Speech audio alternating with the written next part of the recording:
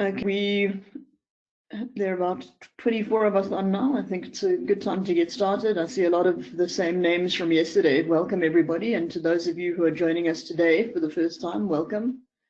I'd like to introduce the session and then kick off very quickly. We've got a lot of content to cover and we've got some really great guest speakers. So welcome to the blockchain and cryptocurrency training presented by the South African National Blockchain Alliance, which is in turn sponsored by the Department of Science and Technology in South Africa. The session has been designed and is being co-facilitated by the Blockchain Academy and the Field Institute, and we're really excited about this. We had some great feedback from yesterday, also a lot of learnings. I think that some of this is new for all of us. Yesterday we actually had 55 attendees, so it'll be interesting to see what kind of number we see today. And without further ado, I'd like to introduce our facilitator, Carl de Jager. Carl is one of the senior lead facilitators from the Blockchain Academy and probably one of the most knowledgeable people, certainly that I've come across, not only in South Africa, but globally, in terms of his broad-based appreciation for the space of blockchain and cryptocurrency and his ability to convey that to large numbers of people. This is a new format for all of us. We're used to doing our training primarily face-to-face, but we're very excited about the possibility of this medium, and obviously give us your feedback. We're all learning. So Coral, over to you. And if I can also just say that yesterday's content was, I suppose, a bit wide and introductory, the principles of sort of why blockchain and cryptocurrency. Carl fielded some questions and he's going to sort of hone in on answering those questions today. And we're going to get into a bit more of a deep dive. Welcome, everybody. It's really a pleasure to see all of you, at least by name. And before we kick off, what I'd like to ask is, if you can, click on the little webcam icon on the left of your dashboard. It would be great to just kick off by seeing everybody. So if we could just take a few seconds to see if that can work. Turn on your webcams, guys, and let's have a look at everybody.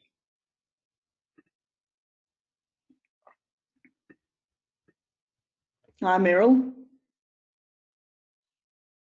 I think we should give them access. Meryl, we can't hear you. I think you may be on mute. Hi, Gugu.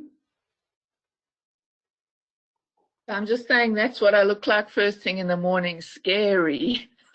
Well, it's not scary. You've got a great rock star collection behind you, so it's nice to see that. Thanks. Anybody else able? Are the attendees able to turn on their webcams, B, or is it only presenters and panelists? Yeah, I think. All right. Okay, it may only be us who has that facility, so don't worry, guys. Sorry about that. What we'll do is turn it on for later on when we do questions and answers. So in the meantime, let's kick off. Over to you, Carl. Thank you very, very much. Thanks, Alison. Thanks for that huge compliment that you gave me. I'm very flattered. Good morning, everyone, and welcome back to day 2. I hope you guys enjoyed yesterday. Yesterday was a bit intense. I know that if you hear about these things for the first time, if you encounter blockchain technology for the first time, it is very overwhelming, especially if I have to cram in so much information in only 2.5 hours. And I hope you had some time to digest it. If you thought about it, you'll quickly realize that today you probably have a much better grip on it already. And I'm going to recap some of the most important stuff that we discussed yesterday. And when I do that, you'll quickly realize, this is what it's all about. Maybe it's going to take you another couple of days, but I encourage you to really think about this, digest the information as much as you can, and you'll see that as things start falling in place, you'll probably, like almost every person that I meet that encounters this technology, you will very, very quickly get very excited about it. We're very excited about the possibilities of all of this, and beyond obviously the price and the fact that that you can, I don't know, make money. So like, I don't know, some people manage to do that through trading or whatever. But beyond that, the underlying technology and what it enables for the world is amazing. So welcome back. I hope all of you that sent me your addresses received your Bitcoin yesterday. It I had a little bit of a bug with my wallet that I wanted to send it with. I usually do batch transactions, which means I send all of you guys, everyone that gives me the addresses, I send the Bitcoin all at once with one transaction. It's very cheap doing it that way. But I don't know, my wallet had a bug yesterday. I didn't want to do that. So I sent the developers an email. Hopefully they'll sort that out quickly, but I did in the meantime do it one by one. It was just very cumbersome to do it that way. And the fees are quite a lot more to do it that way. But so I specified a very low fee. You'll probably receive it during the day if you haven't already. But we'll get to why I did that during the recap. Because I didn't do that for you to actually have any monetary value in it or to become rich or anything like that. I did it for a very specific reason. And I'm going to discuss that with you just now and remind you why I did that. All right, so let's quickly recap. I'm going to go through this very, very quickly. I want to recap everything that we did yesterday in like 10, 15 minutes. And then I quickly want to dive into the use cases and make it real, because we have some excellent speakers coming on later. These guys that's going to speak to you, Pierre, Monica, Ilana, Gugu, these guys are some of the best experts in this field that we have in the country. They've been working with this technology. They've been making it real. They've been applying it to real life problems. And I want you guys to really be at a point where you know what they are talking about, where you know the terms that they're going to be using. You know, so that you can then take that knowledge as a foundation, as a basis to go and explore further, to go and maybe apply it in your own life and in your own businesses and industries. So let's see if we can get you to that point. I'm going to be talking hopefully for only 45 minutes so that we can have hand over to the speakers then.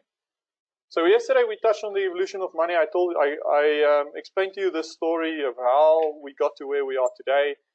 When humans first started walking on this earth, they used barter to trade with each other. That developed into commodities. Then deposit slips, or what we know as paper money today, and then digital money. And that's what we use for 99% of our transactions today, is digital money. And I wanted you to realize that there was a massive step, a massive difference in the amount of trust required to do a digital transaction than in any of the other means of transacting that we are used to. So if you use paper money, commodities, bartering, any of that, then there's only ever two people required in a transaction, because you don't need trust. You don't need to trust the other person to trade with them. But when we started using digital money, it changed fundamentally. Now there can never ever be two people. Well, there could never ever be two people involved in a transaction, because people cannot trust each other, and we need to outsource that trust to some other third party. And that's why if you do a digital transaction using conventional banking, there will always be at least three parties involved in that transaction. You need a middleman that both parties can trust. Of course, now, for the first time ever, we are able to embed trust within software. That's why we can go back to how we used to transact when there were only two parties, and we can do that digitally. Now, that has immense consequences for the way we live our lives.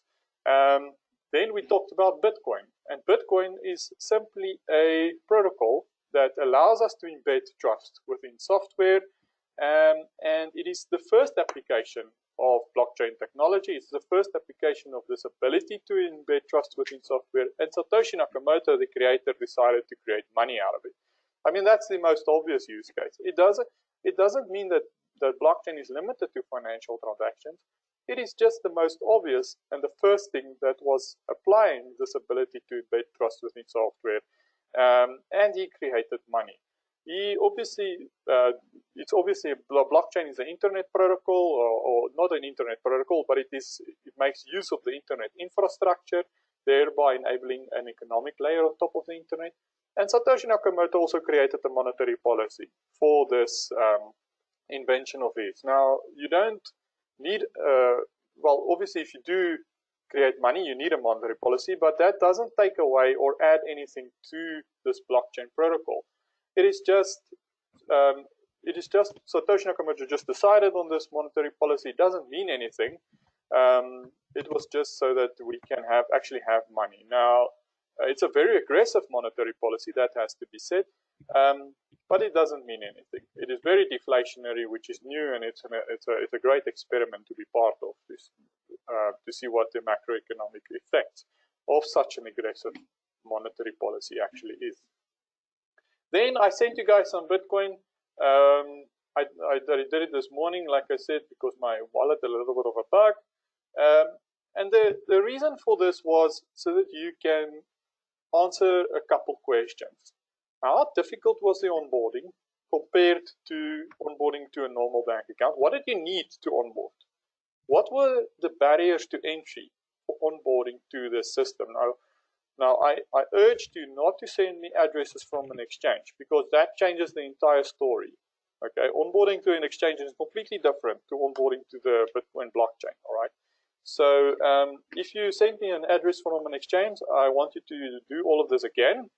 And you can either send me your new address, or you can send you the little bit of money that I sent you from the exchange to that one, and experience what the onboarding process was compared it to a normal bank account, especially on the identity front, especially on the KYC and AML front.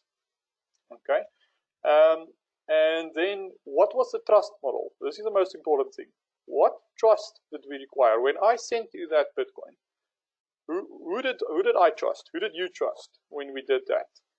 When we went through that transaction, compared to a normal transaction? Why, if you sent me your SnapScan QR code, or you sent me your Zapper QR code, or any of these fintech solutions, what exactly was the difference between you sending me that QR code and you sending me your Bitcoin QR code? I need you to realize that.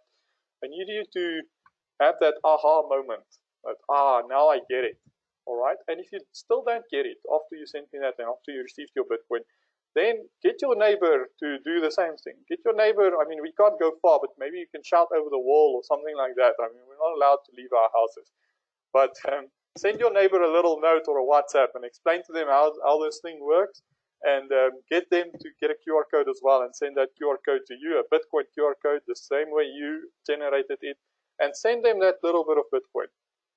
And if you still don't get it, let them send it back to you, back and forth, until you get it, until you understand the trust model, and until you can clearly define the amount of trust that you needed for that transaction to happen.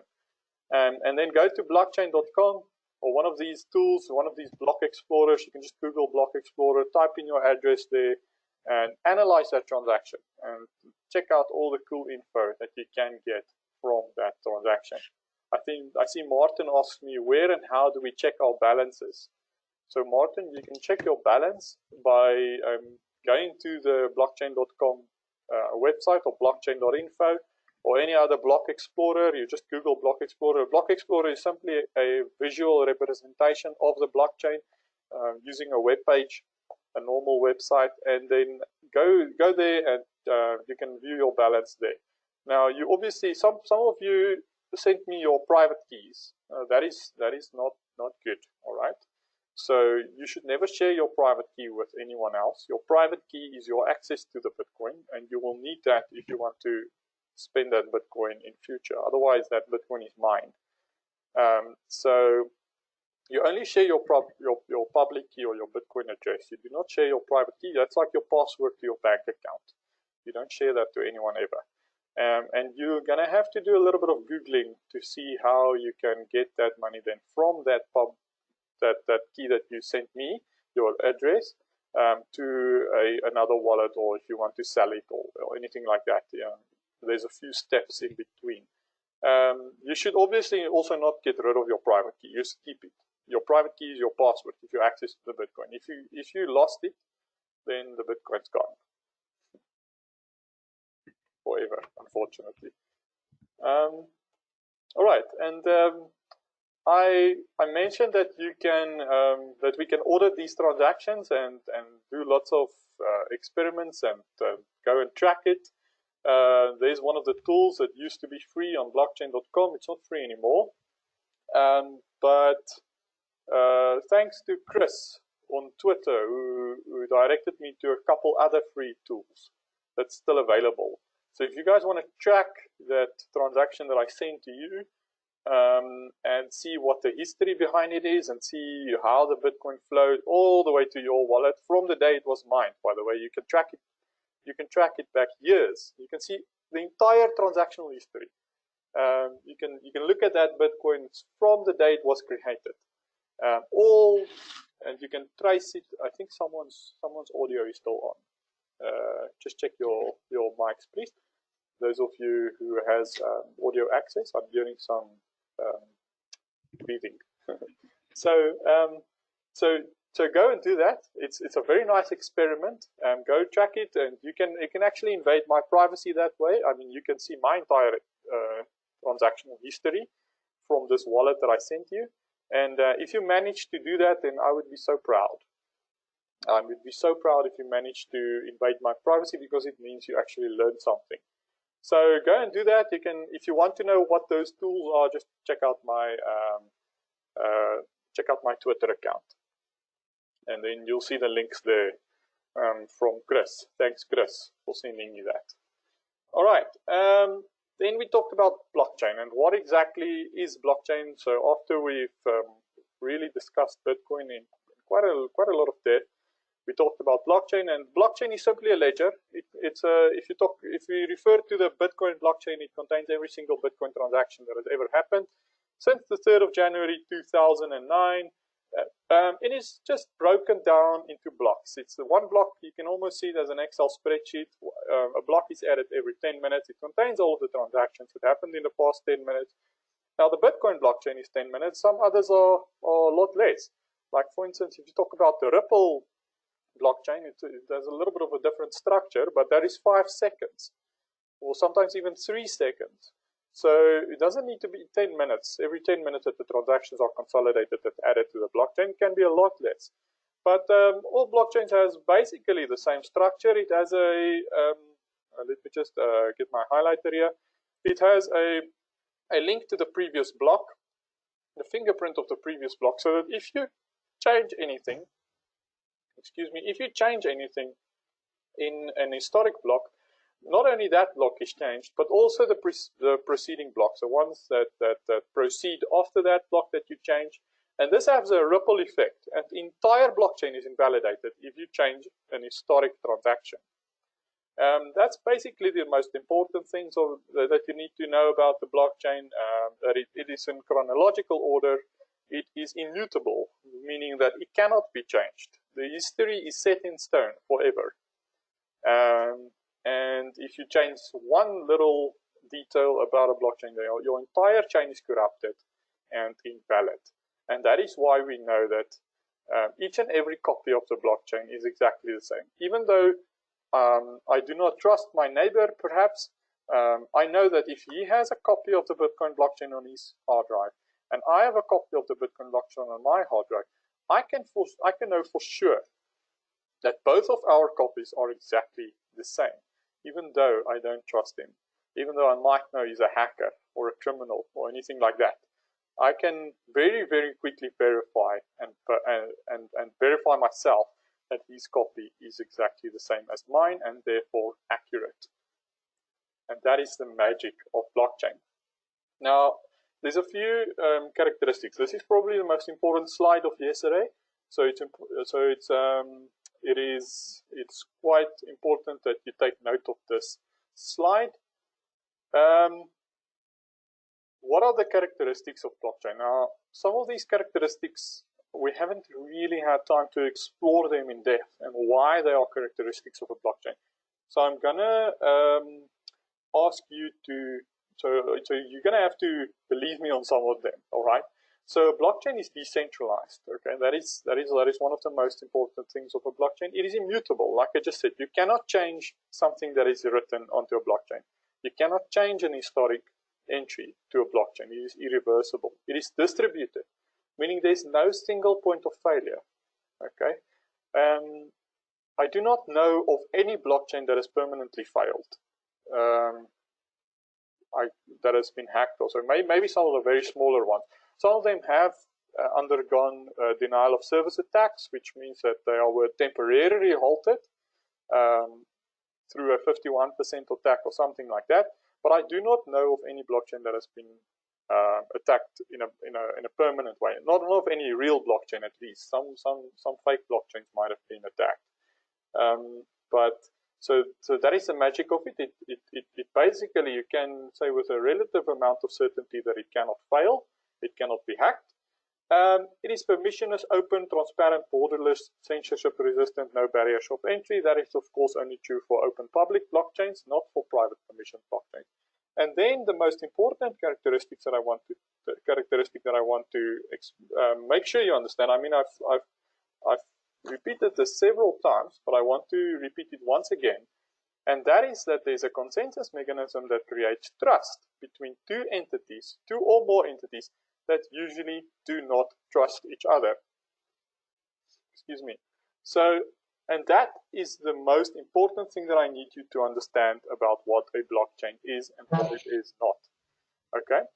A blockchain creates trust, and that is what it does. You are able to embed trust within software. Now, yesterday we spent a lot of time explaining exactly what trust is and what it is not. So, for instance, let me give an example. Let's say you want to know, you are considering to use a blockchain for a problem, as a solution to a problem. And let's say, for instance, the question you have to answer is, does this problem that you want to solve require trust? So let's say you want to issue birthday invitations, and you decide you want to use a blockchain.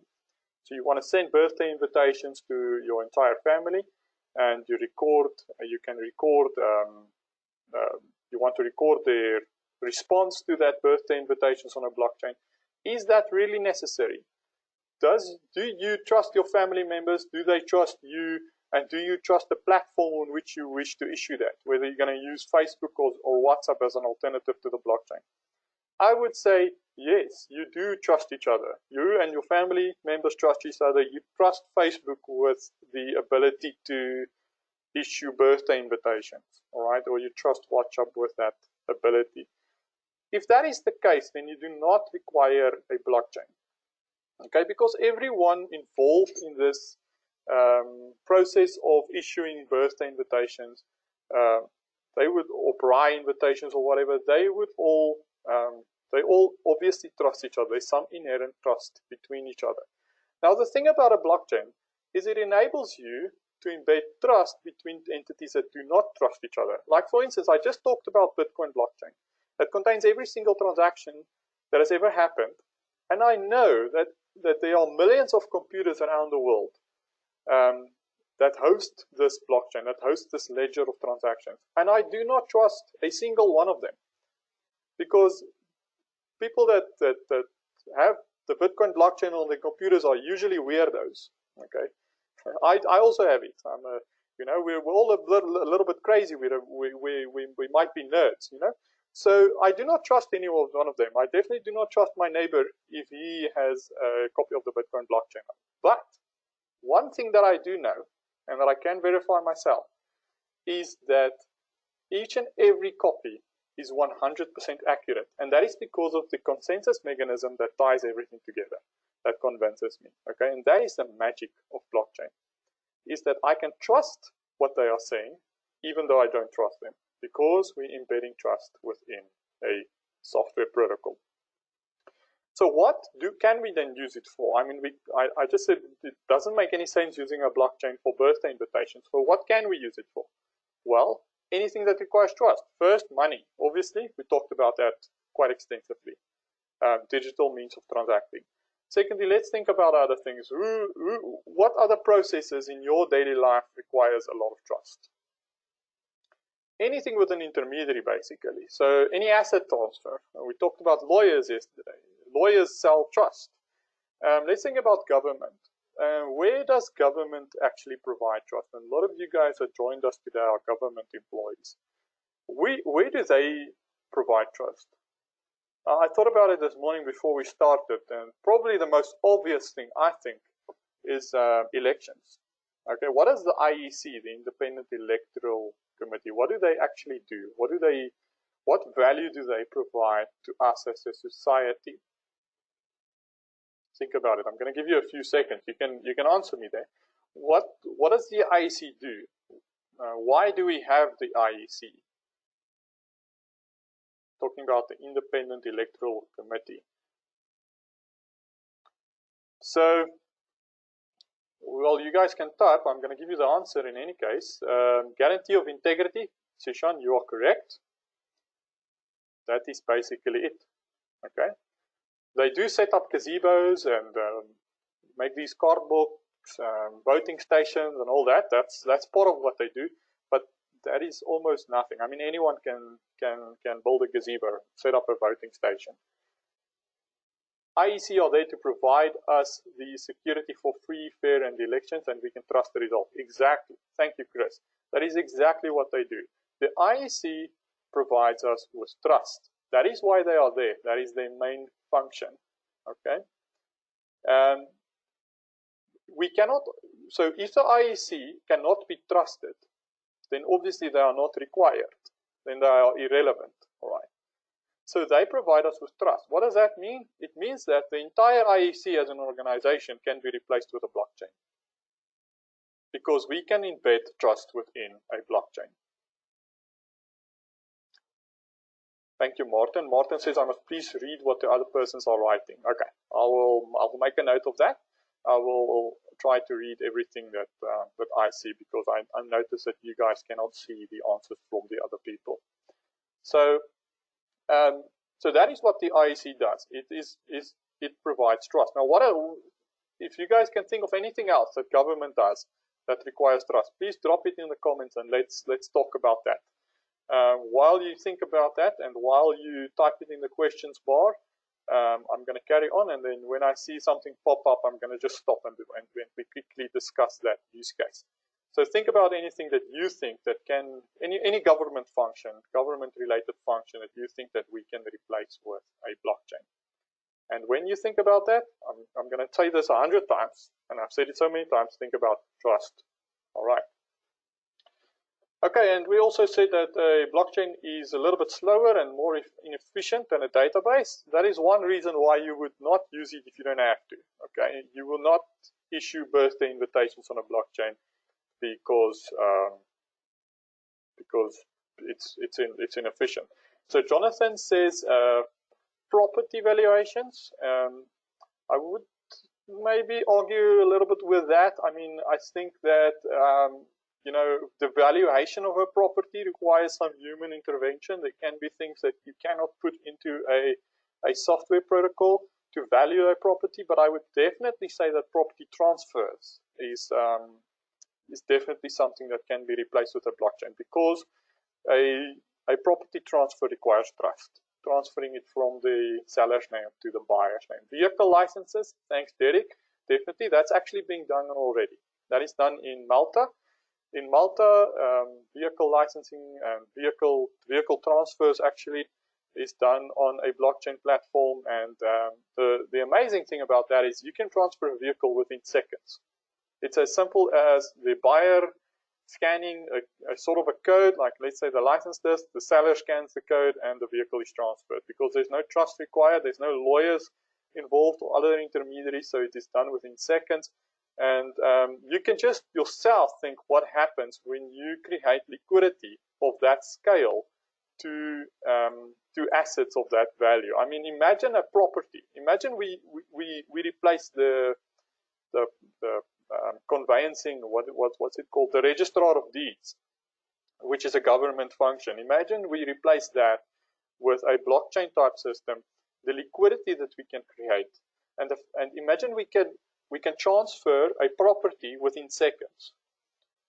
Then what you do is you create the ability to transfer a property multiple times per day between different owners.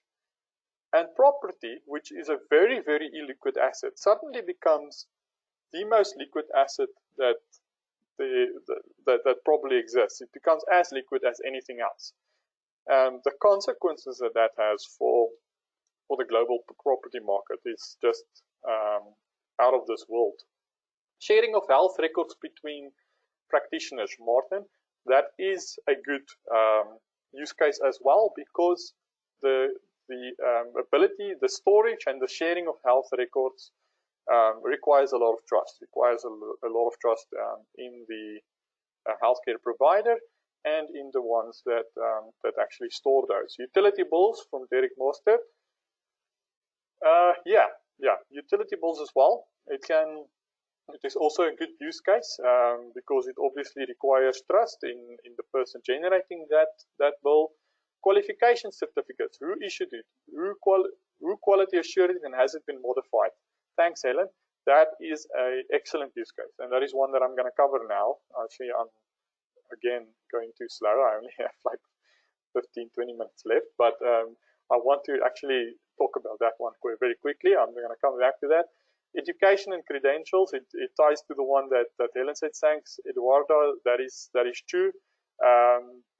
Authentications of foreign qualifications, all of these go together, and that is true. And there is an excellent use case. It's one that you can use already now. There are already institutions that's built this. There's a South African company as well that has actually created the ability to store online certificates. There's actually a couple. I think Copier, who's going to talk a little bit later, I think they also built a solution for this already. Authenticating foreign qualifications. Yes, James. Thanks, James. To prevent the manipulation of property valuations. Jonathan. Jonathan, thanks for the clarification there. I do agree that the prevention of the manipulation of property valuations, because the blockchain is irreversible and immutable, that is actually true. But you know, there's a couple technical points there that you need to consider. I mean, if you remember, if you have an immutable database and you add something to it, and you add something to it that is false, and that the rules of the software cannot detect that is false, then obviously that will be false forever, and that is a little bit of a problem. The academic institution, Muzi, in terms of academic institutions, I think the most trust that you require for academic institutions is probably twofold. One is certifications, and the other one is the ability to filter out fake news and fake information, in which a blockchain can be used for both of that. Criminal records from Jonathan. I'll have to think about that one. I think that there are certain niche use cases within criminal records as well, because you have an immutable timestamp. So you know, timestamping is, you have this immutable database, and it's a chronological database. So if you add certain information to that, it is undisputed as to when you added information. And if you were in possession of a certain piece of digital information, you can prove that with, you can absolutely prove that.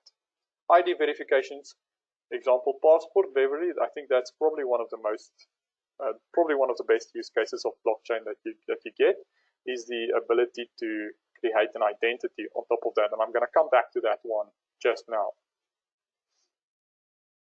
Just give me a second.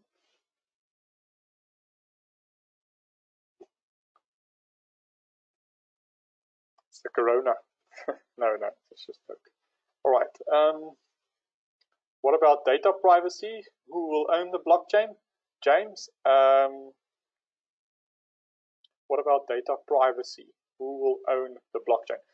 So, in terms, okay, so James, so a blockchain in general can either be completely transparent, like the Bitcoin blockchain that I showed you guys, or it can be closed off and reveal zero knowledge. So you can actually do both. You can store private information in it, and the magic still stacks. The magic that you are able to trust someone else with the accuracy of your data, or the accuracy of the blockchain, still stays. So you can go both ways. And who will own the blockchain? Well, no one owns a blockchain. That is exactly one of the characteristics of a blockchain. If someone owns the blockchain, it is not a real blockchain, in fact. So So that's one of the greatest things about it. It is completely decentralized. It's not supposed to have any owners. All right. Procurement and supply chains, material. Alan, thanks for this. Labor rates, verification. Those things are you know, it's a nice thought experiment to think about what will happen when you have a public budget, like for instance something from government that is completely transparent, and anyone can verify where money is flowing or what it is being spent, and anyone can actually audit the transactions and check for fraud or anything like that. It will actually basically mean that fraud is impossible. You can build smart contracts that completely prevent fraudulent. You know, you can build an entire tender process and a procurement process on top of a blockchain by using smart contracts that makes it impossible for someone to actually be corrupt, which is an amazing use case. I think that will require a very, very big shift in the mindset of governments. I don't think it's going to be easy, and it's not going to happen overnight. But it's nice to think about what is possible in future. All right, issuing visas. Thanks, Derek. How is the origin and maintenance of the blockchain finance? How is the operation and maintenance of the blockchain finance? Well, you know, that's also a good question, especially if you have a private permissioned blockchain. It's going to be the finance and the maintenance of such a blockchain is going to have to be shared between everyone that runs a node, that forms part of the network. Although I think if you compare that to the benefits you get out of it, it is negligible. Like for instance, if you take the South African Reserve Bank last year, 2 years back actually, did a pilot project. It's called Project Coca. You can go and Google that, where they built a private permission blockchain for retail banks to settle their interbank transactions. And you know, the cost of maintaining that blockchain is basically negligible. There's a little bit of a cost to build it, but you know, for the benefit that it brings, it's very, very little. Okay, so then I quickly want to carry on. I only have a few minutes left, and I'm still recapping. So if you look at the difference between open permissionless blockchains and closed permission blockchain, private chain, just take a security of this. Yes. Sorry to interrupt. We've got until 10 o'clock, so you've got just over 20 minutes. Cool stuff. Thank you, Barbara. I'm going to then quickly brush over some of the use cases before we start, because obviously I don't want to take any time. I'm not allowed to take any time from the speakers as well. So just take a screenshot of this page. I'm not going to go through it. You can go and read about it. It's quite self-explanatory, the difference between the two types of blockchain. We talked about smart contracts yesterday, which is basically a piece of software that lives on top of the blockchain that executes decisions on the blockchain. And it also makes use of the magic of blockchain, which means that it is incorruptible, cannot be hacked, cannot be stopped.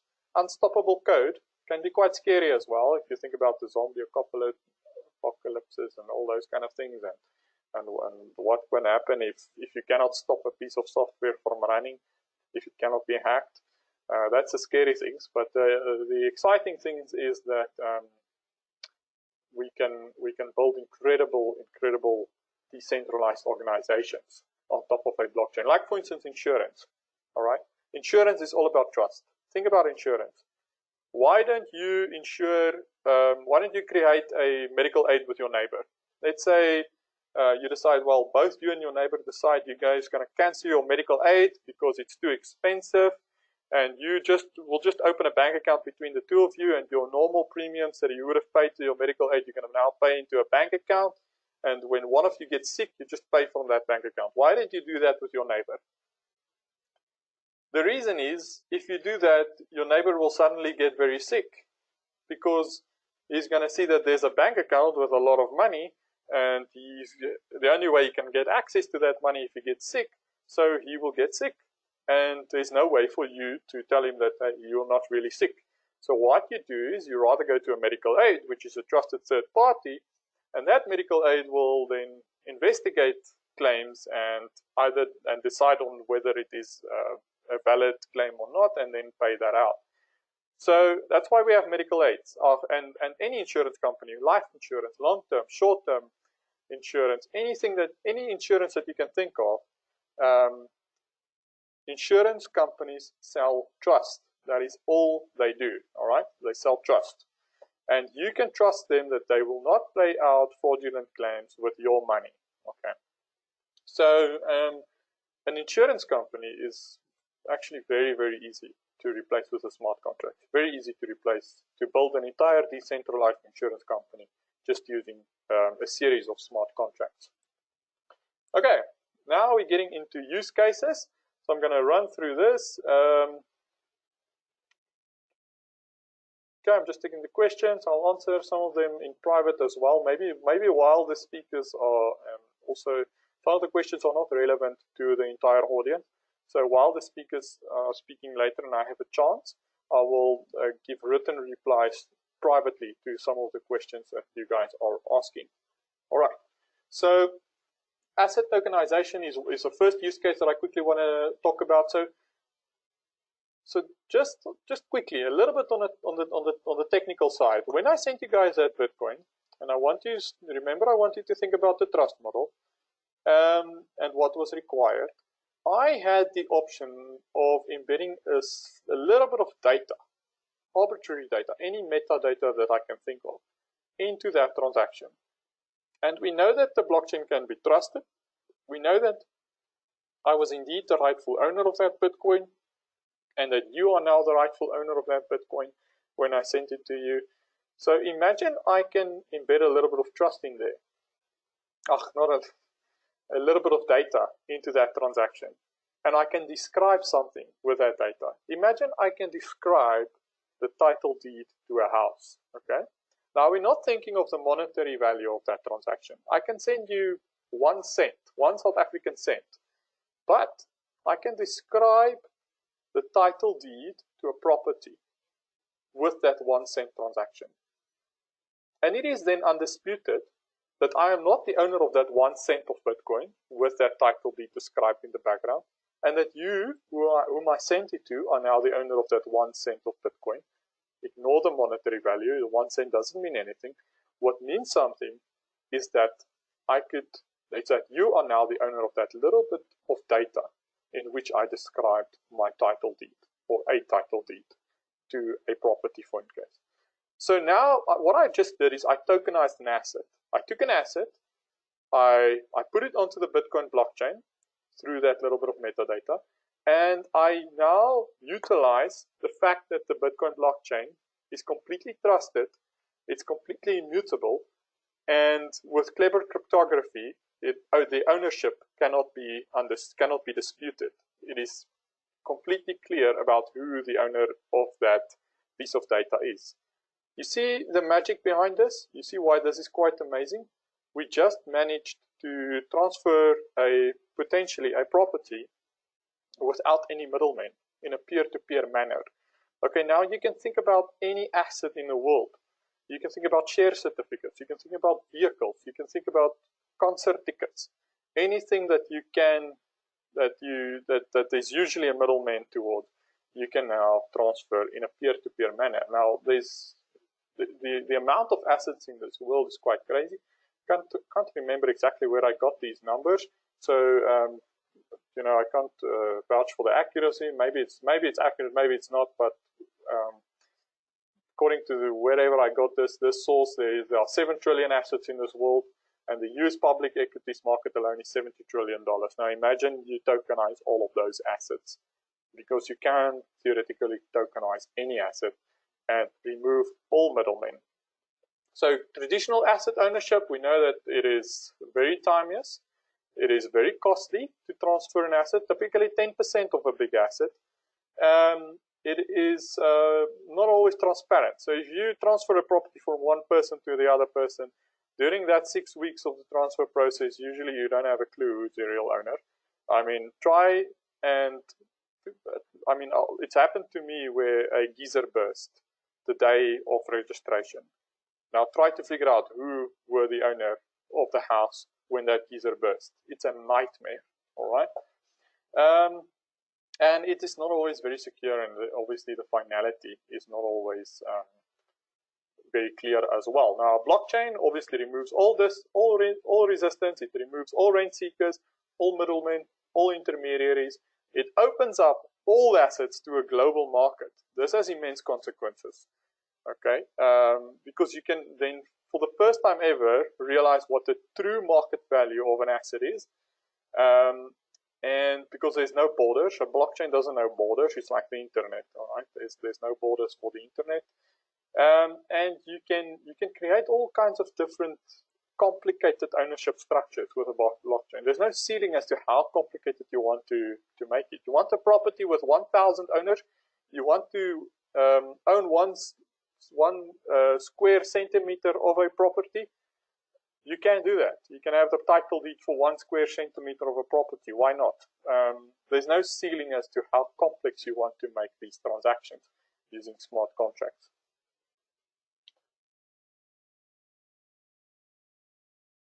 Okay, Amanda, I'm going to read your question now. I see you posted quite a long question. I'm going to read and answer it now. All right, timestamping. Yesterday I talked about this as well. I'm going to cover it quickly again. So you can actually timestamp anything, any piece of digital information. That's one of the strengths of blockchain technology as well. And it is, I mean, you have this immutable monument of digital data, chronological order. So you can actually show that you were in possession of a document or any piece of digital data at a certain time, and it cannot be disputed. All right, it is an absolute attribute that you have for that. And then, of course, I did this. I timestamped many things on the Bitcoin blockchain. I always do it during our courses as well, and then we actually play the role of an issuer, a verifier. So I can timestamp this certificate onto the Bitcoin blockchain. Then I can ask Stanford to go and verify that I was actually the rightful owner, that this certificate is legit. And they simply, it's as simple as them sending a small little bit amount of Bitcoin to that same address where I timestamped it. They say 1 cent. And we all know Stanford's public address theoretically, and since the blockchain is entirely transparent, anyone in the whole world can go and verify that they actually validated this certificate. It's a little bit technical to understand exactly how it works now, but that's how it goes. That's how it's supposed to be. And then the next example is to make it a little bit more real is in the case of insurance, is that if my car is able to timestamp an event on top of the Bitcoin blockchain, or I'm saying Bitcoin blockchain, of course I mean any blockchain, then it is undisputed that that event actually happened. Of course, you need some quite a lot of clever IoT technology to work in conjunction with the blockchain, but the blockchain is at least a true record of events. And these are some of the services that has already implemented these abilities of the blockchain. You can go and look at them. Just take a screenshot again. And then you can go and try it out for yourself. Go and timestamp something. Create an identity for yourself. That's the next use case I'm going to quickly talk about. Is create an identity. Go and timestamp it on one of these, using one of these services. It's very easy. It has a nice user experience, and then go and experience what the advantages of that is. All right. So before we move on from timestamping, I want you to also think about it in your own industry. Most of you work for government. Where would a undisputed absolute timestamp be of value in your industry as well? You know, lots of you guys mentioned certificates, academic credentials, those kind of things. Those kind of things are very, very good use cases for timestamps. because imagine it is undisputed as to when you received a certificate, any form of data, that you can prove that with absolute certainty, or anything else, whether a criminal event happened or anything like that. So think about your industry. Your industry might have unique use cases, your workplace, your business, as to where a timestamp would be of value. Self-sovereign identity. I just quickly want to talk about this. 2 minutes, because some of the speakers are gonna touch on this today as well. So self-sovereign identity. I want to think about identity in general. How does identity work?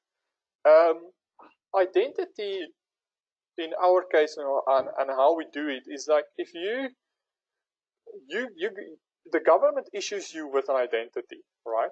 And that identity, you're the owner of that identity, and you take that identity and you go and use it. Either use it to open a bank account, or you use it to open an account on Facebook or whatever. It's things like your ID number, your proof of residence, all those kind of things, and you use it as you go along. Now, the government is the issuer and the maintainer of that identity. Okay, so they store that identity as well. And unfortunately, they do a poor job at it. Okay, there's lots and lots of people in this country even that do not have a proper identity, and therefore cannot do things like open a bank account or anything else that requires an identity. Now, since we have an immutable database that can take basically any kind of digital information, imagine you can issue your own identity instead of the government doing it. So you take a photo of yourself and your proof of and your residence and your ID number and anything else that you want to be part of your identity.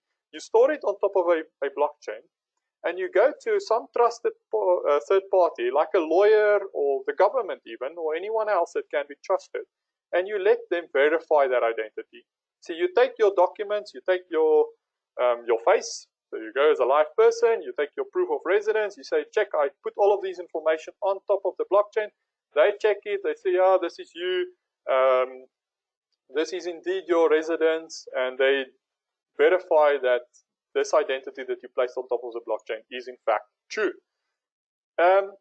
Now you just created your own identity, and you don't have to worry about maintaining it because it is stored on the blockchain, which can never be reversed or hacked. And if you want more than one identity, you don't want to go and open an account on Facebook or Google with your proof of residence, because there's no reason for them to have that. So you go up, open a new identity with that excludes that information. You go and verify it again, and you use that information to open an online account. So you can create as many identities as you want, include more or less information in each and every one of them, get it verified, and use that as for the services that you want to employ. Now, you can see that this is an amazing use case. It gives potentially the entire world, it removes all barriers of entry to creating an identity. So SSI, self-sovereign identity, potentially has the ability to change the world that we live in forever and remove all barriers to entry for a formal financial system. All right, guys, I have 3 minutes to quickly answer a couple of questions. So I really rushed through the use cases there, but the idea was just to give you a very, very quick overview of how these things work on a slightly more technical level than what the speakers will be talking about. The speakers will be making it a little bit more real life. My job is obviously to give you a technical overview of this. Now, I brushed the surfaces very quickly on these things. So if you are interested in learning more, please follow us on social media or wherever. Go to our website, anything like that. We have lots of courses. And as you can see, I absolutely enjoy delivering these courses. This is my passion, and this is what we do at the Blockchain Academy. So please join us. Let's become friends and take it further and build on top of this foundation that I've laid for you guys in the last 2 days. All right, I'm quickly going to answer a couple of questions. What if your neighbor has a contract that will outline the terms of claiming the medical aid insurance funds that will guard against abuse? I think this is one of the characteristics of blockchain, is to decentralize most of these services, also getting rid of the middleman. Amandla, that is when I talked about the insurance. Why wouldn't you insure with your neighbor? By the way, that is called a mutual insurance contract. If you do not go through a formal company, if lots of people come together and have like an informal type of insurance which they form.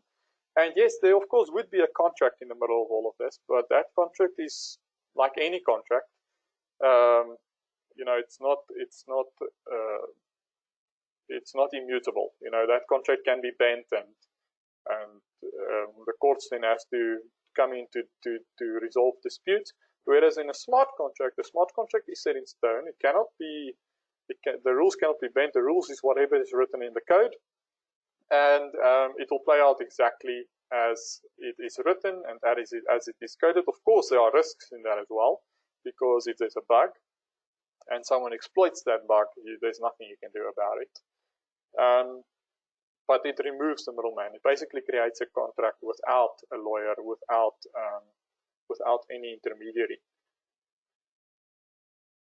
Are there any blockchain solutions being used in practice in mainstream commerce in South Africa? We will hear about it now. Monica will talk about it as well. Mainstream commerce, specifically. I'm going to have to think about that one. I'm not sure, actually. I think,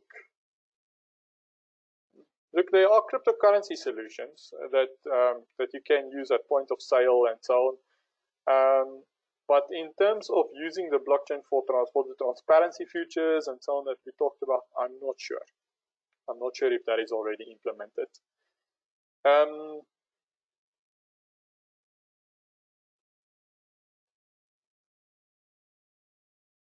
All right, let me just see. Thank you for everyone that says thank you. I think I'm going to end it there because it's time to introduce the speakers. I will, like I said, I'm not sure if I'm going to try, and yes, I can actually answer some of you privately. I will be writing some answers. Please don't let that take away your attention from the speakers, because these are excellent speakers, and I'm sure you're going to learn a lot from them. I want to thank you guys for joining me in the last 2 days. I enjoyed this a lot. I mean, I would have loved to actually meet you guys in person, but it was fun. I think this worked out well, and I'm sure we're actually gonna do another online course during this time of lockdown through the academy. So if you guys wanna meet again in this fashion as we did, join us for that one. And hopefully I'll get you guys to meet you guys. Otherwise, check out the blockchain social groups. There's lots of them online, and we actually meet. You know, all of us that's interested in this subject actually meet quite a lot. There's a lot of meetups that always happen, especially in Joburg and Cape Town. So and then come and introduce yourself to me. I'm always at those meetups. I enjoy them a lot. And thanks guys again for joining us, and keep in touch. All right. Cheers. Thanks, Carl.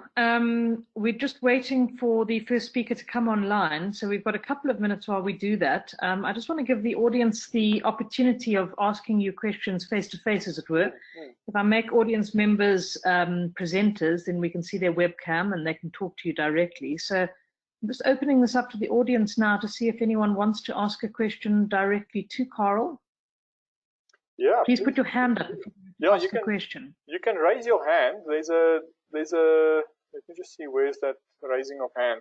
There should be in your toolbar, there should be an option to raise your hand. So if you do that, then I will be able to see that you raised your hand, or Barbara, and we can make you a panelist or a presenter, and then give you access to your webcam and your microphone, and then we can speak face to face. That'll be great. Don't be shy. Okay, so we've got Lebonge Lee, who I'm going to make the presenter now, who has a question to ask you. Just hold on. Lebonge?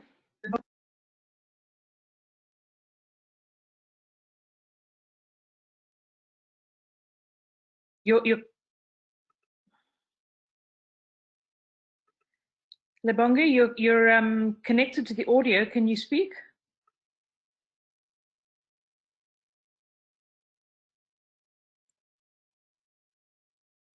Okay, there seems to be a problem with that. We'll come back to Lebonge now. We've also got a question coming in from Session.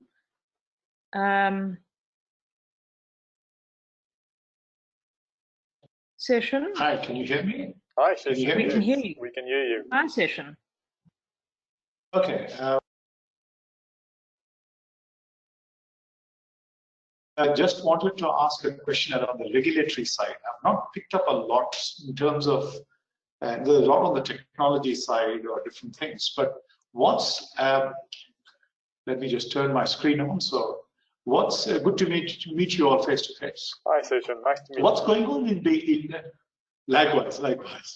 What's going on in the regulatory space in terms of, I know the Reserve Bank had come out with requests for people to do pilots and so forth, but in terms of the journey towards making it legal tender, even in a limited way, or regulations around it, any kind of insights you can share?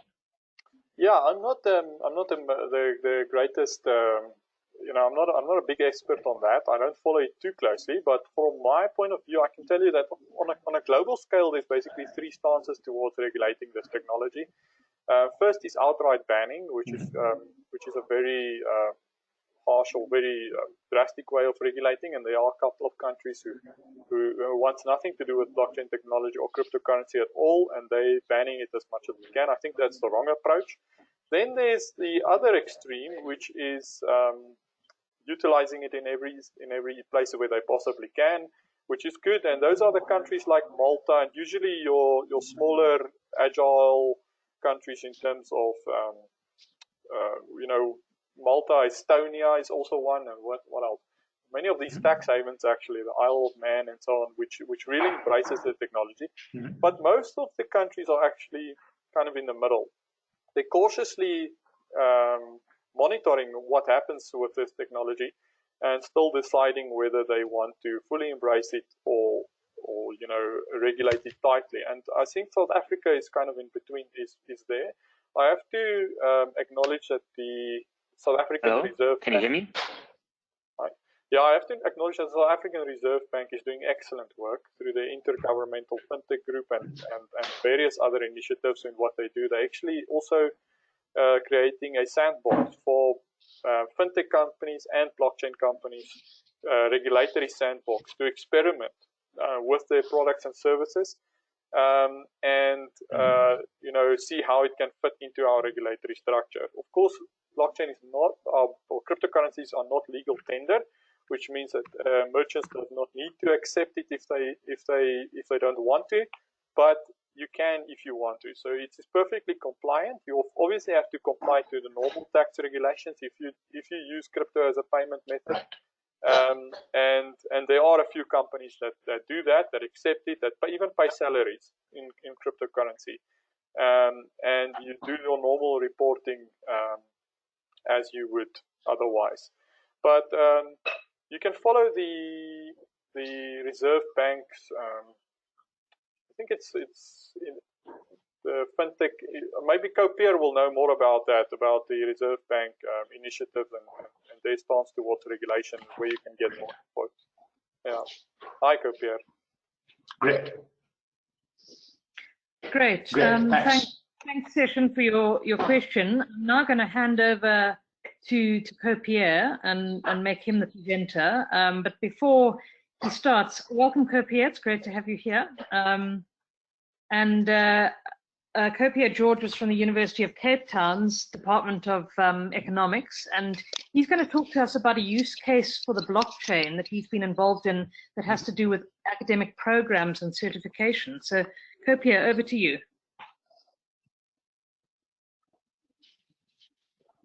Sorry, you can turn off the web. Hi, everybody. Can you hear me now? We can hear you now. Yes.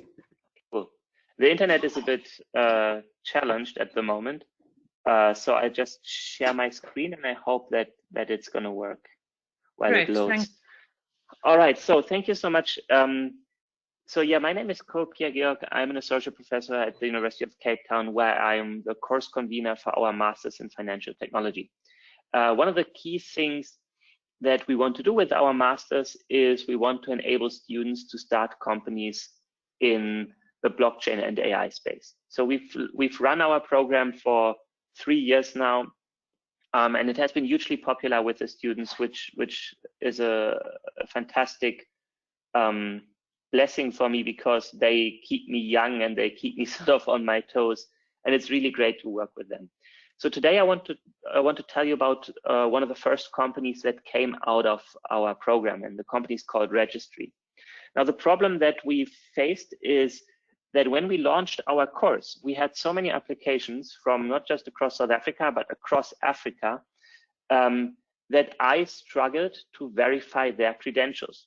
I had about 400 students that had applied who sent me their paper transcripts as a PDF and sometimes in actual paper form.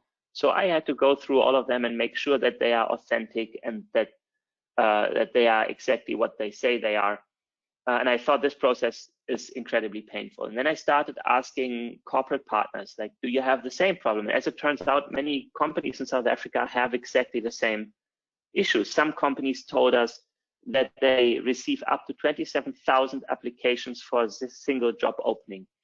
And that for each of these applicants, they eventually need to verify the academic transcript. And they said, this is hugely inefficient. It is extremely costly for us. Can we build a better system? So that's what Registry did. We built a system that uses blockchain to give students control over some of their personal information, while enabling custodians like the University of Cape Town to grant access to sensitive student data in a controlled and privacy preserving way. So our system operates directly on the university server, and we use UPort as self-sovereign identity app, and we have built on the Ethereum blockchain in order to give some access control to the students, so that when they don't want to be included in sort of searches that employers can now run on the university systems, they can opt out and make sure that they stay anonymous. So what this allowed us to do is it allowed us to build a platform where employers can search the university database for just the right graduate. And this, as it turns out, has a lot of value for the university as well, because the university can now make the sensitive data that they have on their systems available to employers. So what we really want to do is we want to revolutionize university data by building this privacy preserving system. I'm gonna, in the interest of time, I'm gonna be super quick on sort of what we do, but in essence, you can think of us as a platform where an employer can go and they can search over the students at a university and say, for example, I want to send an invitation to a recruitment event to all graduates in, you know, the Masters of Economics, if they have a mark of over 50%. And this is a very common problem. You want to target exactly the right kind of students, instead of having the University Career Services send out an email just to all students, which results in very low turnaround and sort of very low turn up of students for these recruitment events. It's a very costly, time-consuming process. And we just cut all of this out by giving employers a way to contact the right kind of students immediately. What this also does is it enables students, especially for at universities who are outside of the main recruiting pools. Like UCT will always get all the top recruiters in the country come through, so will the big 4 universities in South Africa. However, if you are at a smaller university, that is not necessarily the case. So your students are disadvantaged by not being included in these search pools. And by eliminating the search friction in the labor market for graduates, we enable students from especially previously disadvantaged universities to be included in the searches of the employers, because it can be a very good thing to find a big fish in a relatively smaller pond. We also provide a portal for students to check their marks, so to help universities send signals if they see students are struggling. We have a dashboard for the university where we enable them to do data analytics and to send the right sort of signal to a student if they detect a student is struggling, which helps them prevent students dropping out. And to be honest, one of the main motivations for me was that UCT had several suicides over the past couple of years because students struggled with mental health issues and the pressure that comes from being at UCT. By using sort of the system, we enable the university to actually detect students who struggle, get in contact with them, maybe send somebody to just talk with them, and in many cases will ease the mental health issues. So we use a combination of traditionally centralized databases, distributed databases, and Ethereum smart contracts to provide this data access while maintaining privacy. I'm going to skip the general point and just show you sort of how we changed the labor market in South Africa. At the moment, this is how recruiting happens in South Africa. You have companies like OfferZen or Jobs24 who collect CV information from graduates, and then you have companies like Google, Treasury, or Luno who want to find the right graduate. So they go to these websites, look at the CVs, and then recruit through this website. But there's a huge search cost involved because only a subset of students actually is on each of these websites, and only a subset of companies accesses these websites. So what Registry does, instead of creating a centralized register of graduates, we provide a decentralized platform that directly connects employers with students by operating directly on the university servers. We've started about 2 years ago to build the system, and we built it fairly quickly, and it took us another 1.5 years to convince the universities that we won't ruin their servers. So by now we have had last year a successful pilot with where McKinsey ran a large event on 3,000 students on UCT system. So we onboarded all these students onto our platform. McKinsey did this event through the platform. It all worked fantastically. Since then, we have received 4.3 million Rand in funding from the SASME fund through UCT. And we have an agreement with them, with UCT, to roll the system out by mid-April, sort of for all UCT graduates in commerce. And we have a whole lot of customers already, including some very large corporates in South Africa who are keen to use the platform in order to recruit. Maybe just one thing that because of coronavirus, we had to change things a little bit. There's no in-person recruiting at the moment. So what we do instead is we offer integration with video conferencing apps in order to enable digital recruiting and virtual recruiting to still provide the same functionality without actually running the risk of exposing somebody in an unsafe environment. So we had to pivot a little bit, and it caused a lot of hectic nights, but we were very fortunate in that we got the funding from UCT just before we had to shut down, literally the day before. That was sort of the last thing that the registrars signed, so that we could actually go to market. And at the moment, we target the mid to end April as the official launch date for the platform. The team is a group of my PhD students and former master students in the Masters of Financial Technology, and I'm very happy that we could prove that sort of by teaching students hard skills, not just the soft skill, not just the management stuff, but actually the coding, we were able to create an innovation that provides value to universities, to the employers. And we are very proud that we were able to get the first tranche of funding now, so that we can actually roll out our system across South African universities. The business model is very simple. So at the moment, we charge employers a small fee for every student that attends an event that is run by an employer. that is how we will finance ourselves going forward. It has the additional advantage of reducing a particular risk for the employers, which is that they run an event and nobody shows up.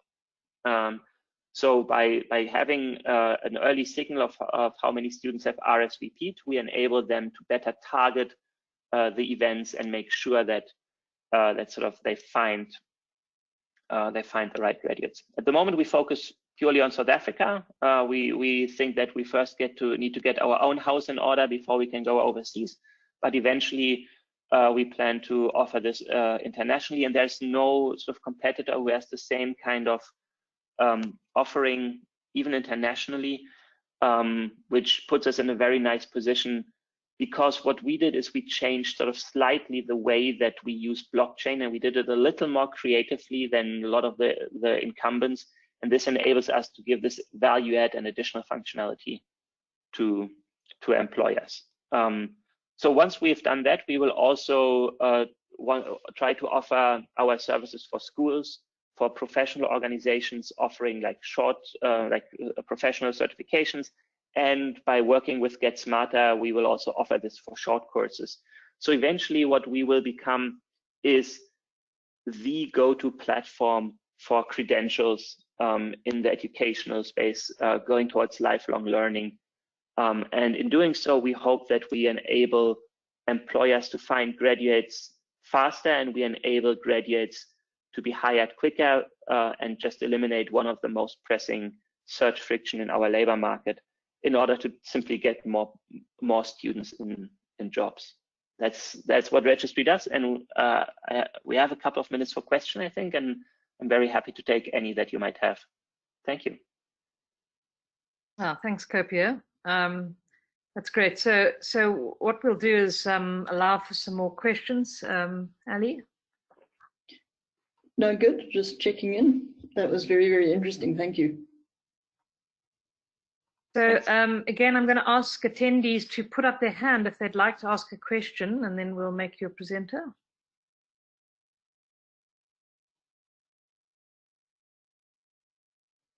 I have a question just while we're waiting for anyone else. Is when you first sort of proposed this idea to UCT, what were the initial responses, and what were the kind of what was the journey for you in terms of getting adoption? Because I'm sure it's quite a big change.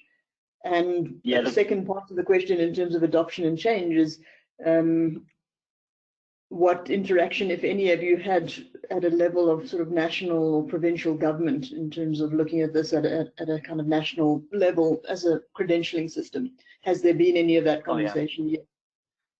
Yeah, so the first time we spoke with the registrar and with the DVC for teaching, and I paraphrase, but they basically said, don't mess with the system. don't ruin what we are doing here.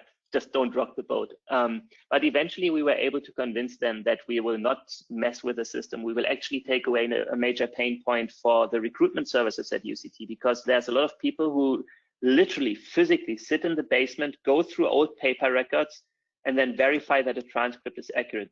We think that these guys would be much better actually helping students working with other human beings instead of sitting in a bloody basement. And so as we had these discussions, they gradually opened up. And then the next big challenge was we needed to convince ICT that we won't mess with their servers and that our system won't break the UCT servers.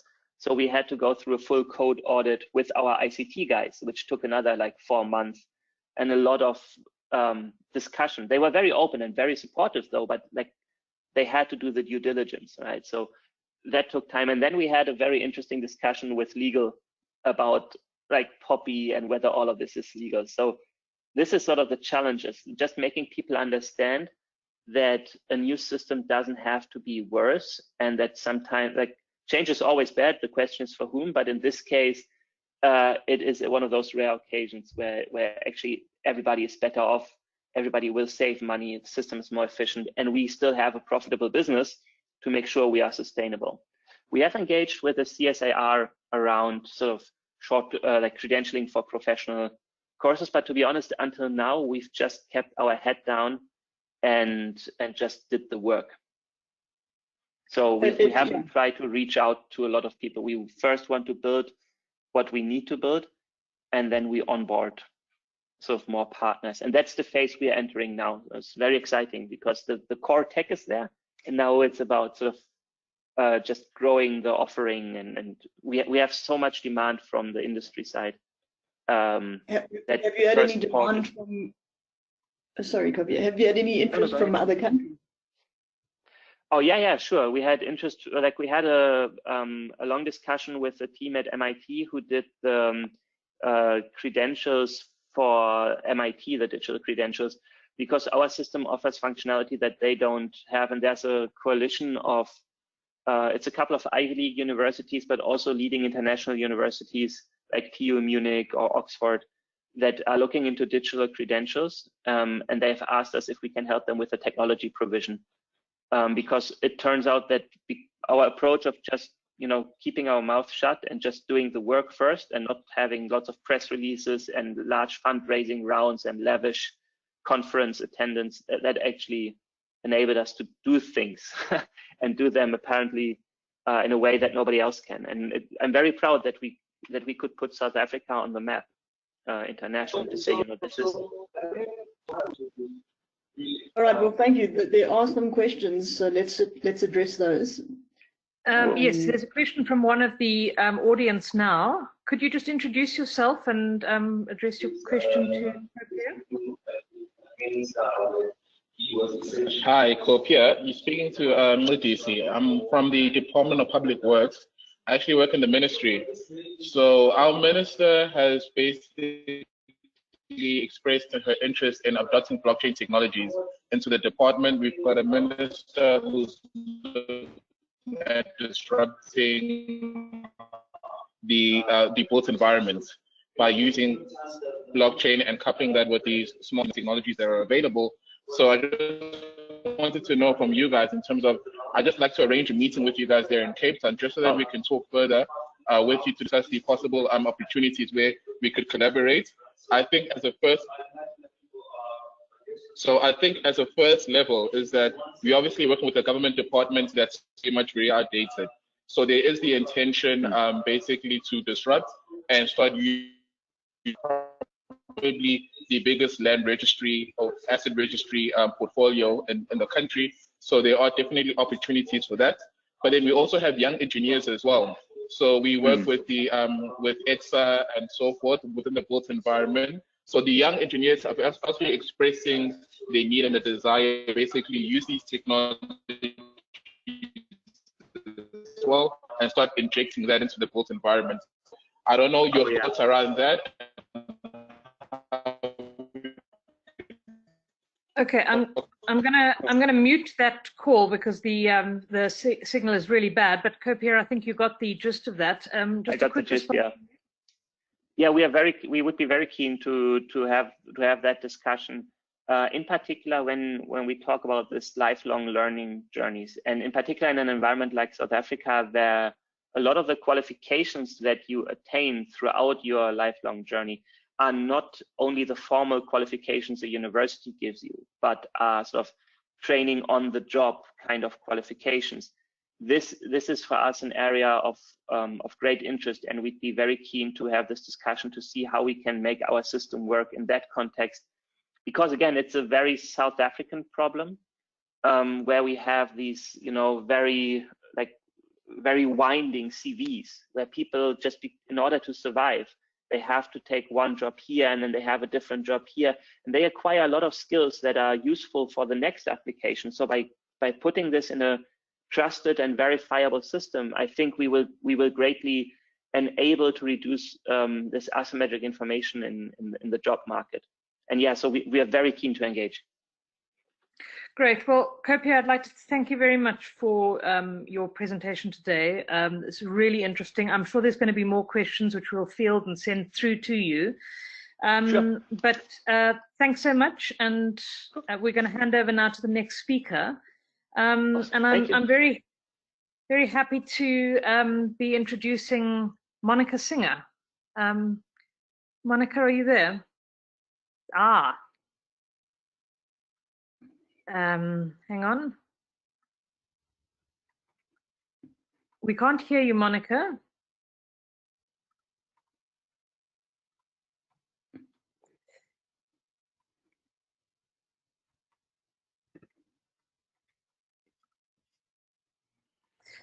Monica, we're struggling to hear you. Just let me try and see what's going on.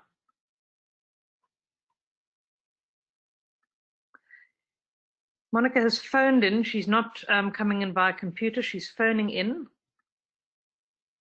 Can you hear me? Yes, I can hear you now. Can you hear me? Okay, great. Okay, Yes, cool. Okay, so the only thing I don't have here is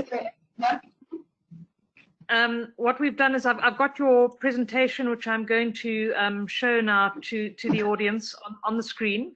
And if you can take us through this, and I'll move the presentation for you. But just to briefly introduce Monica and say Monica is from Consensus. She used to be the CEO of Straight. We're delighted to have her here today to speak to us. And she's going to talk about use cases of blockchain in the public sector. Monica, over to you. Yeah. Thank you. First of all, to say congratulations to the team that created the South African National Blockchain Alliance. I think it's imperative that we implement blockchain technology, starting by education of as many people as possible, because I have been working in the space full time for 2.5 years. I work for Consensus. We can start with the first slide. I work for Consensus. Consensus is the biggest blockchain company in the world. We are in 6 continents, and we are changing absolutely everything that we can, because we totally believe in this technology. We know that this technology will specifically benefit governments because it was created. Carol, you gave a great presentation, but just to, I'm not going to cover how blockchain was built or anything, because that's been covered already. But just to say that you have to understand that the genesis of this technology came as a result of huge frustration by whoever Satoshi Nakamoto is. And it was at the time of the financial crisis where a group of people, said, how do you prevent this terrible collapse of the economies in the world? And we need to have a new way of thinking. And Einstein said that when a problem is created, you need a different level of consciousness to resolve the problem that was created. And I totally believe that the Satoshi Nakamoto white paper brought about a complete way of relooking at the world, especially of finance. Before I joined Consensus, I used to be the CEO of the Central Securities Depository in South Africa, which I created 20 years ago, and I ran it for 20 years. And even though we tried to do absolutely everything that we could to bring the best risk management processes to the world, there were certain areas that we couldn't really improve. And then when I read Satoshi's paper, I realized that the problem was that our paradigm was based on centralizing information. Satoshi says, what if you decentralize the information and you give the owners of the information their own ability to manage that information under their control, as opposed to relying on a central authority to manage that information? And then what if we built this technology that has got a mathematical formula that prevents anybody from cheating? And what if I tell you that all the parties of the transaction can have a single source of truth, the same ledger? And what if I told you that you don't need a mainframe, and you don't need soup messages, and you don't need to replicate any transactions? You won't need reconciliations, because once you enter a transaction, which would be totally digital, in the Internet of Value, that transaction will be able to be transferred into different applications without having to have any manual intervention. And then it came in 2014 that this group of people created the concept of smart contracts and the Ethereum platform, whereby then on top of this immutable ledger, they created this functionality that automatically certain functions, certain applications will happen that you could program, and therefore it will reduce human intervention even more, and you won't need to sign this long-winded contract with lawyers to effect the transactions should take place, the contract will be embedded in a program in the computer, and therefore the financial transactions and mini transactions would be speeded up and more accurate and more secure. So that's why in 2017 I resigned from my job as the CEO of Straight and I joined Consensus, because they have the absolute belief that this technology will change the world. And as you can see from the map, we are in so many countries in the world. And the other thing that we did is that we build the infrastructure. So if you are a coder, I recommend that you go to the Consensus website. There are many functionalities that are available for you to start building this blockchain very easily, like Kaleido, many tools, Pegasus. And then you will also be able to do courses. We have courses for different levels of coding and different levels of understanding. And that is absolutely important. And everybody has been saying so far, which is true, is that you have to have this obsession about a lifelong learning, because this new technology will change absolutely every industry. And therefore, you need to start learning as soon as possible how it's going to work and how it's going to affect you. But the one thing I want to encourage you is that if you're not a technology person, don't get stuck in the tech. Because I will say that the internet, when you send emails, you are using a technology called TCP/IP.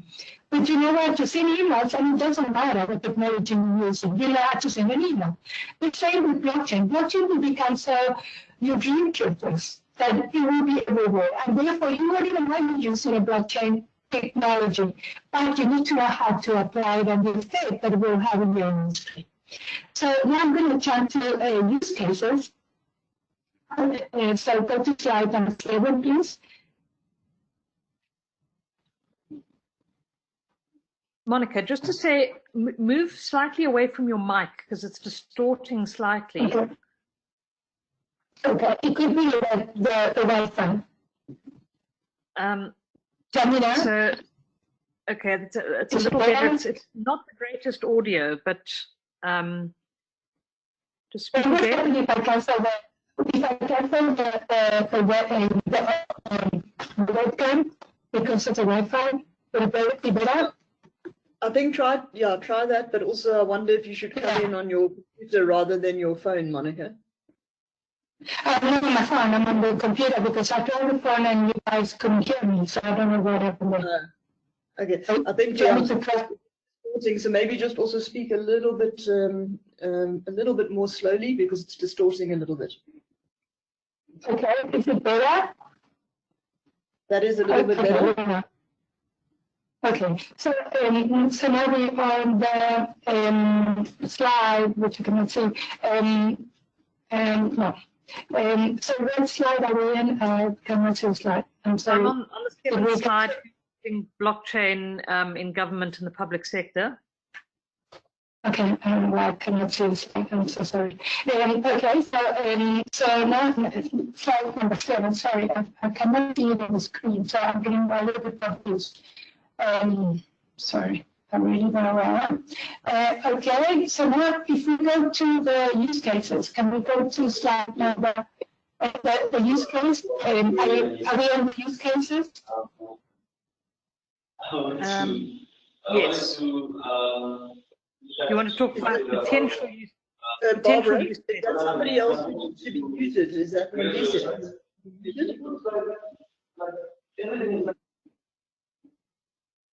Yeah. Okay. Hello. Monica, potential blockchain use cases, is that the slide? Okay, thank you, yes. And then can we, so now we now on the one that says blockchain in the public sector? Yeah. Yeah. Okay, so this is the example of what happened in Virginia. In West Virginia, they needed to do voting, so they implemented a blockchain solution whereby people would be able to vote remotely. When I was at Straight, we created a technology that is already in use that enable annual general meetings to be conducted remotely. And that is so simple because just through your mobile phone, you'll be able to have access to the resolutions, or you can see the political parties. When you just cast your vote, The vote gets cast in an immutable ledger, so nobody can change it. It's real time, and immediately you can see the results of the election. You can also decide whether or not the vote is secret or not secret. If it's, remember when we had that debate of the voting in Parliament, and there was a debate that maybe the voting should be transparent, and all that is possible because of this technology. Shall we go to the next slide, which is the examples of what consensus has done as use cases? Have you got that slide? So the slide which gives a series of use cases: banking, financial services, supply chain, Yes. etc. Yes. Yes, yes. So that's what I was trying to show you. Someone asked earlier examples, and I did discuss the Project Coca. Project Coca was a project by consensus, and it was so successful that it clearly shows that it's beneficial for central banks around the world to replace the real-time processing system with a blockchain solution. But what has happened, the reason why this has not progressed around the world is because there has been now a new threat to central banks, which is the introduction of Libra. Libra is a stablecoin to be introduced by Facebook and partners. And if they do introduce the stablecoin, that means that the central banks in the world will lose their ability to influence monetary policy. And that's why that would be a much bigger threat and important project for central banks. Currently, South African Reserve Bank has got a very good, I can see slide. The central bank in South Africa has got an RFP on central bank digital currencies for the retail. So that would mean that it could replace the use of cash in South Africa, and that is an incredible use case that I hope that it will take place around the world, because it could change people's lives to an amazing improvement.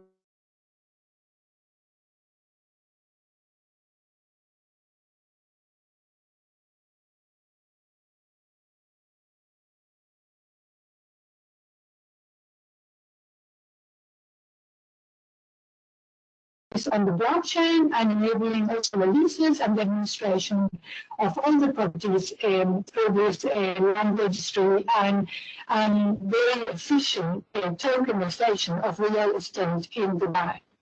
We can go to the next slide. Okay. We're there. Okay, so the next slide is really the yes. So this is a list of projects that we're working in the US. As you can read for yourself, many of these projects are taking place in the area of supply chain. It's all about track and trace, because there is an ideal technology for this purpose.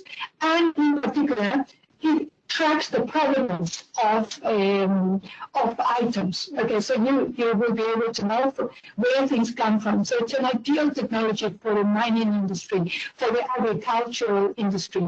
So to track, for example, we have a fantastic project with Louis Vuitton that tracks the validity of the bags that they produce. So every bag has got a card, and if you buy a Louis Vuitton bag, your name will be entered into the blockchain. So if you're assaulted, you will be able to prove that it's a valid Louis Vuitton bag. So we are many users. And Monica, I'm so sorry to interrupt. Yeah. I'm going to just ask you to try and just speak a bit more slowly because of the audio qualities. People are saying that they're having difficulty following you. So just try to speak a bit more slowly. Okay, when we have these I've gone in. So I need to try my audio on the phone. If you give me a minute, I can phone in. It's really Might be better distorting. to phone in. Yeah. It might be better to try phone in, yes. Yeah, yeah, because the reality is that the Wi-Fi is really, really poor in that area. So let me just try this very quickly. Okay, Maybe thank you. 1 second, a little bit of apologies for this, but I think it's better to wait.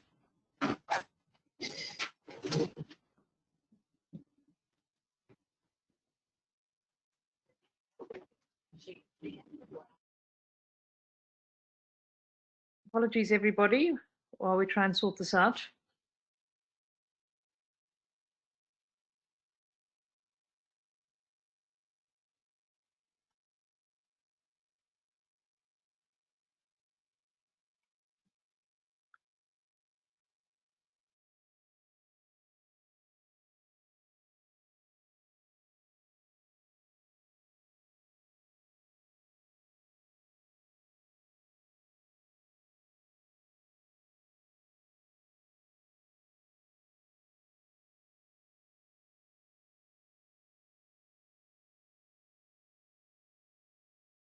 What I'd like to suggest is that we actually change presenters at this point and move over to Gugu Newman. Gugu? Yes. Barbara? No? Barbara? Yes, that is Monica, better. Can you hear me? Here? Can you hear me? Better. We can hear you. Exactly. Oh, thanks God. Okay, so I'm here. Much Very better. good. Okay, Yes, Monica, very we'll good. continue then. Thanks so much. Yes, yes. Sorry, apologies for that. Okay, so can we go to the next slide? A slide called Bait to Plate. Yes, yes, yes. Carry on. Okay, so if you have a look at this slide, it's fascinating because this is exactly what we have built in terms of a supply chain functionality. Can you see that you've got a cell phone? So with your cell phone, you can actually track how the fish gets catch in the sea. Then you can see when it actually gets put into the boat. Then you can see how the fish gets received and processed. Then you can see when the fish gets transferred from, let's say, the factory into transported. And then you can actually see that the time you're going to eat this fish in your sushi place, you can see exactly where it came from. So this is a type of functionality we have already built and we can track for supply chain. So this gives you a very good visual example of what's possible in terms of supply chain. If you go to the next slide, then it's an example of all the projects we are working around the world in terms of land registry. So if you have a look at the land registry, in Dubai, I mentioned, we did a proof of concept with Singapore Land Authority, one in India, as you can imagine, how important would that be? In France, a fascinating project where we took private property, we tokenized it, and we now sold the tokens as a substitution to the real estate investment trust. So you can easily sell property that was illiquid, convert it into tokens and make it illiquid just by tokenizing this property. In the UK, we're working with Her Majesty Land Registry also to ensure that we can digitize the land and the title deeds and therefore achieve transfer of ownership more accurate and fast. And then in the USA, we also did a tokenization project of property with the same purpose of trying to create more liquidity where there was no liquidity. So if we can change now to the next slide. So can you see the understanding blockchain in government slide? There we are. Yes, we're there. Okay, thank you. So this is also very important. Think about all the people in government that has to approve some paperwork. The other day I had to renew my passport and I spent hours in a queue trying to get my passport renewed. That shouldn't happen. And people waiting outside in the sun and then the system went down. It was terrible, hours and hours.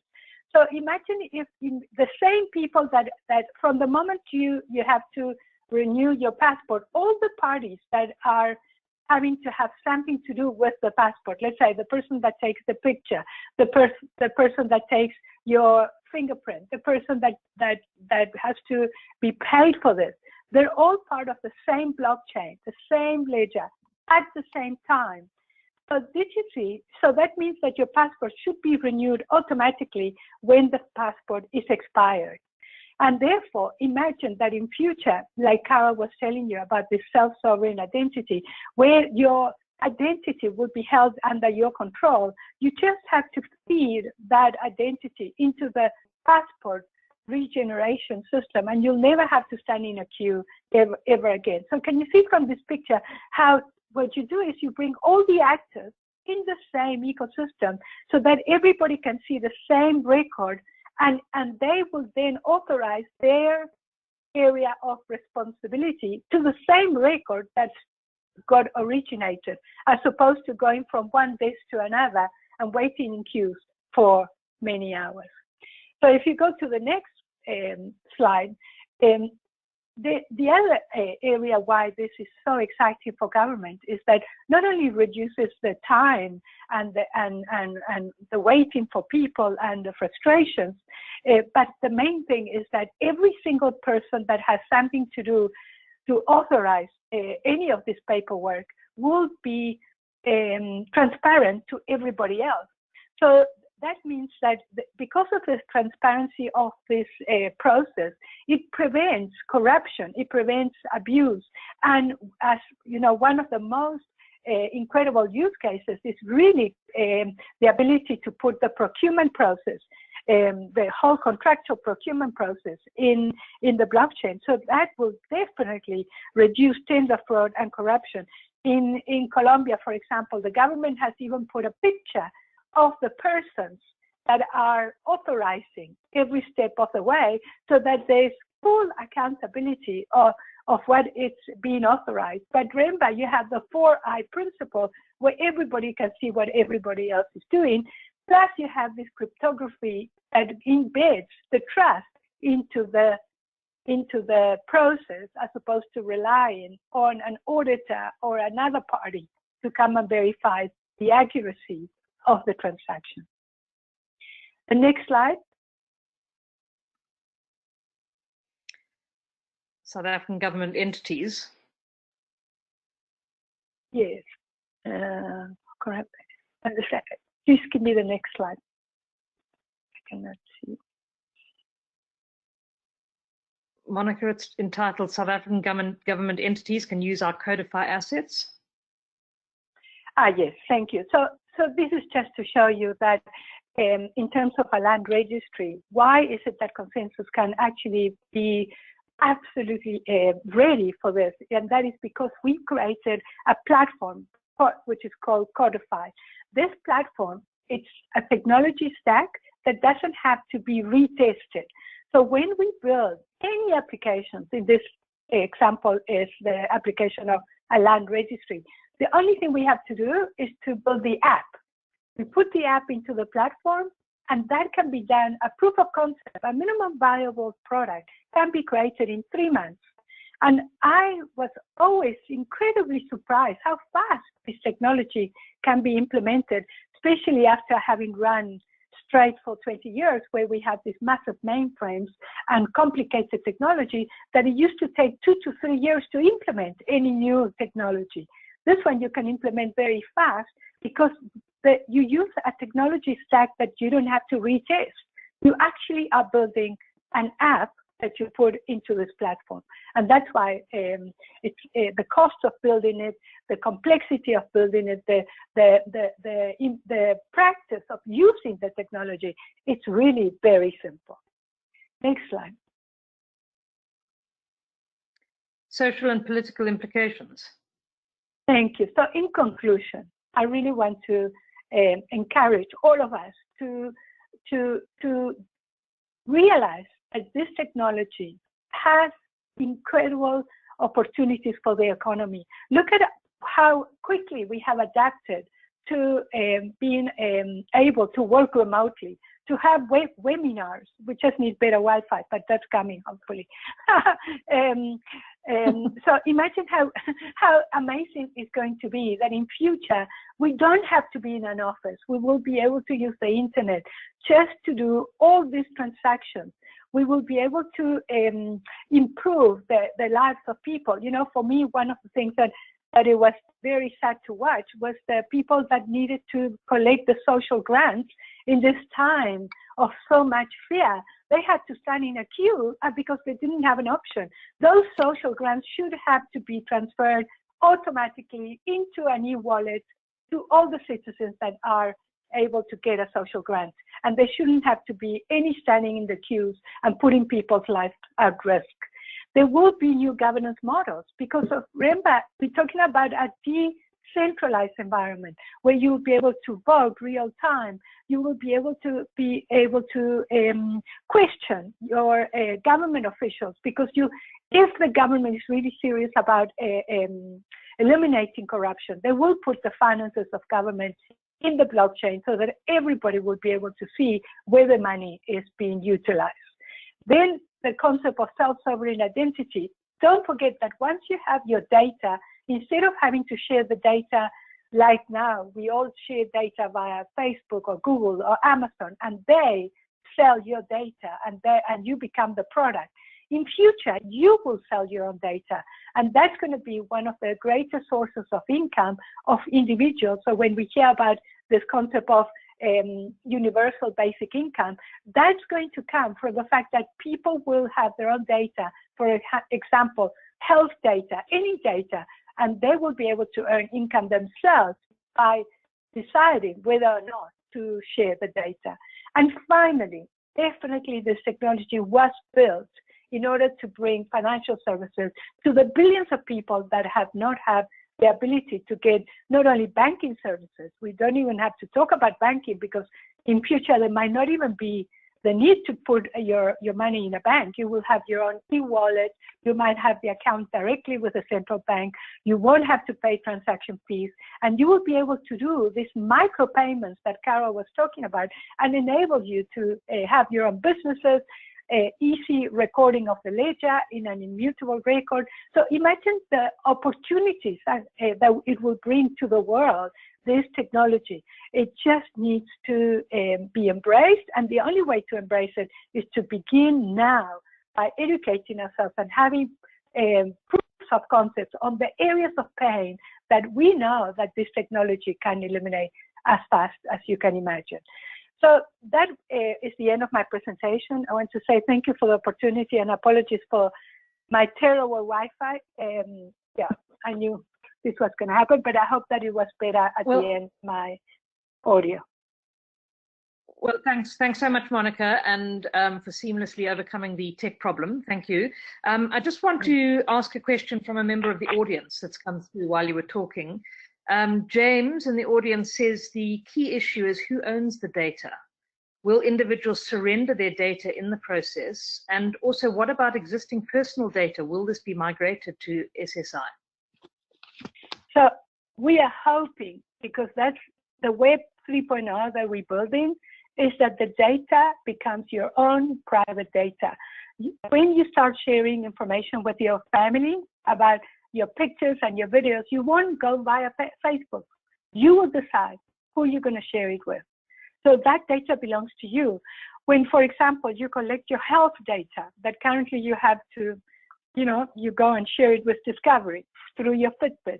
In future, you will decide who you're going to share it with. You don't have to go via Discovery to get those points in future. So to understand that we are eliminating the centralization whereby people have to go via. That was the Web 2.0. Web 3.0 is totally decentralized, and you will have your data and you will decide in the same way that Copier is building this ability to have your own degrees under your control. You will decide who gets to see whether or not you have a degree of some sort. But imagine in health, the health that now we're going to hear Google talk about, the way that you will be able to manage your own health data, that's going to be fascinating, because you will tell the doctor when you're sick, you're going to transfer that file to the doctor without having to go and see him. He's going to use AI, he's going to tell you what's wrong with you, etc., etc. Can you see that it's going to be a new world order? And that's because Web 3.0 is going to enable this. Monica, thank you so much. It was great to have you joining today. These are such exciting use cases and such potential broadly, but particularly for the public sector. So thank you so much. Just to say, Monica, a number of people have asked if you'll share your slides, which I think is very nice feedback. So is that something that we're going to be able to do? Yes, of course, you can send them. Thank you. Thanks, Wonderful. thanks, Monica. Thank you very much. Thanks very much. And our third speaker now is Gugu Newman from Ribbon Blockchain, who's going to talk about a use case in health. So Gugu, over to you. Hi, good day, everyone. Can you hear me? Yes, we can. Yeah. Okay, and can you see my screen? Yes. Yes, we can. Okay, great. All right. So I'm Gugu. I'm co-founder of Ribbon Blockchain, and we're basically using blockchain for public health. And what we've built, we're actually building a platform, but the cornerstone of this platform was basically a rewards app, okay, which will allow us to incentivize patients and health practitioners within the public health sector. It works a little like, you know, Discovery Vitality. If some of you know Discovery Vitality, it's similar to Discovery Vitality. So I'm quickly going to play a quick video which really shows how this works, okay?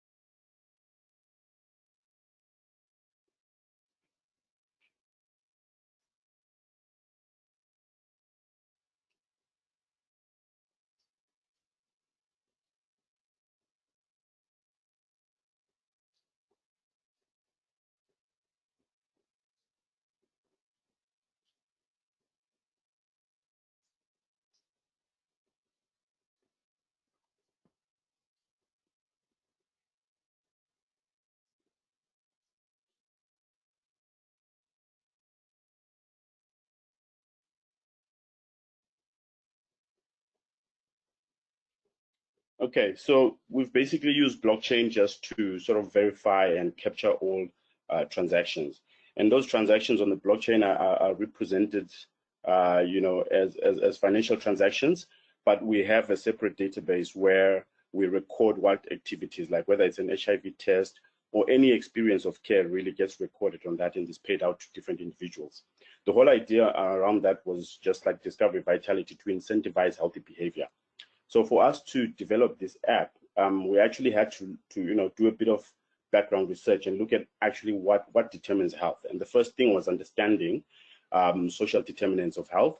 A lot of us, I think, before we started this project, we assumed health was what you get in a healthcare institution, but it turns out 80% of our health is actually determined by social and environmental and behavioral factors. So you find that, okay. Okay.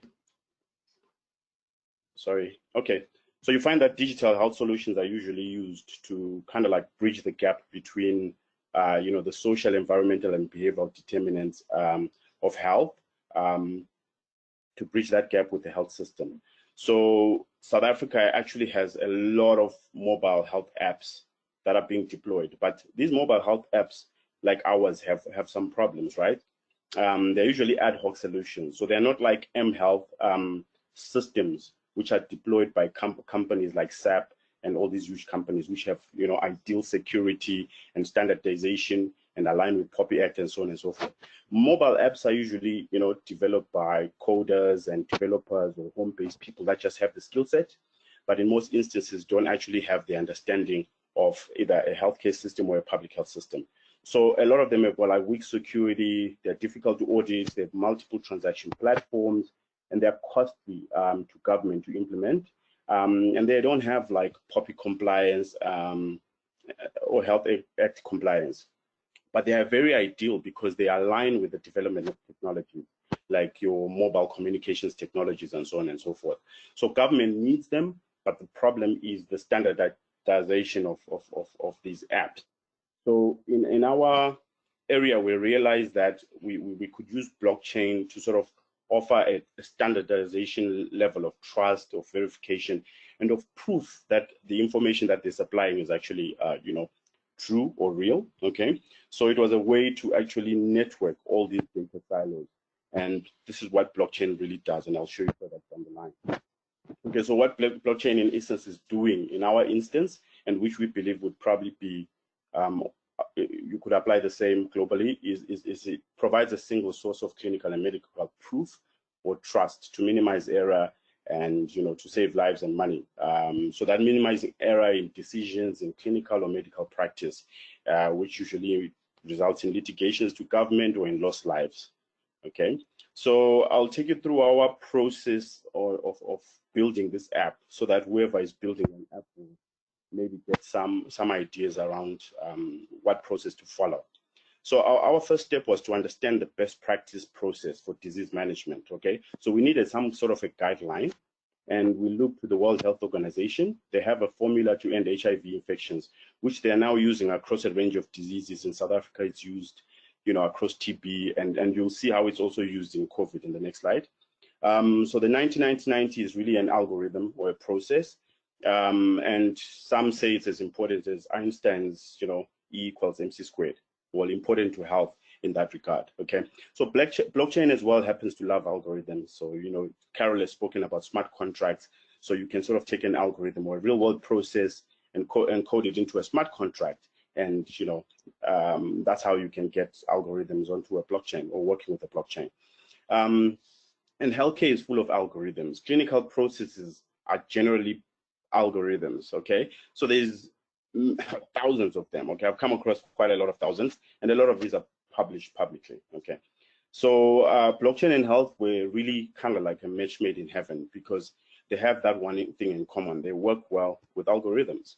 So just to look at that 90-90-90 algorithm from the World Health Organization, is based on the premise of testing 90% of a population, say for HIV in this instance, so it could be the same for COVID, and then treating 90% of those people you've tested positive, right?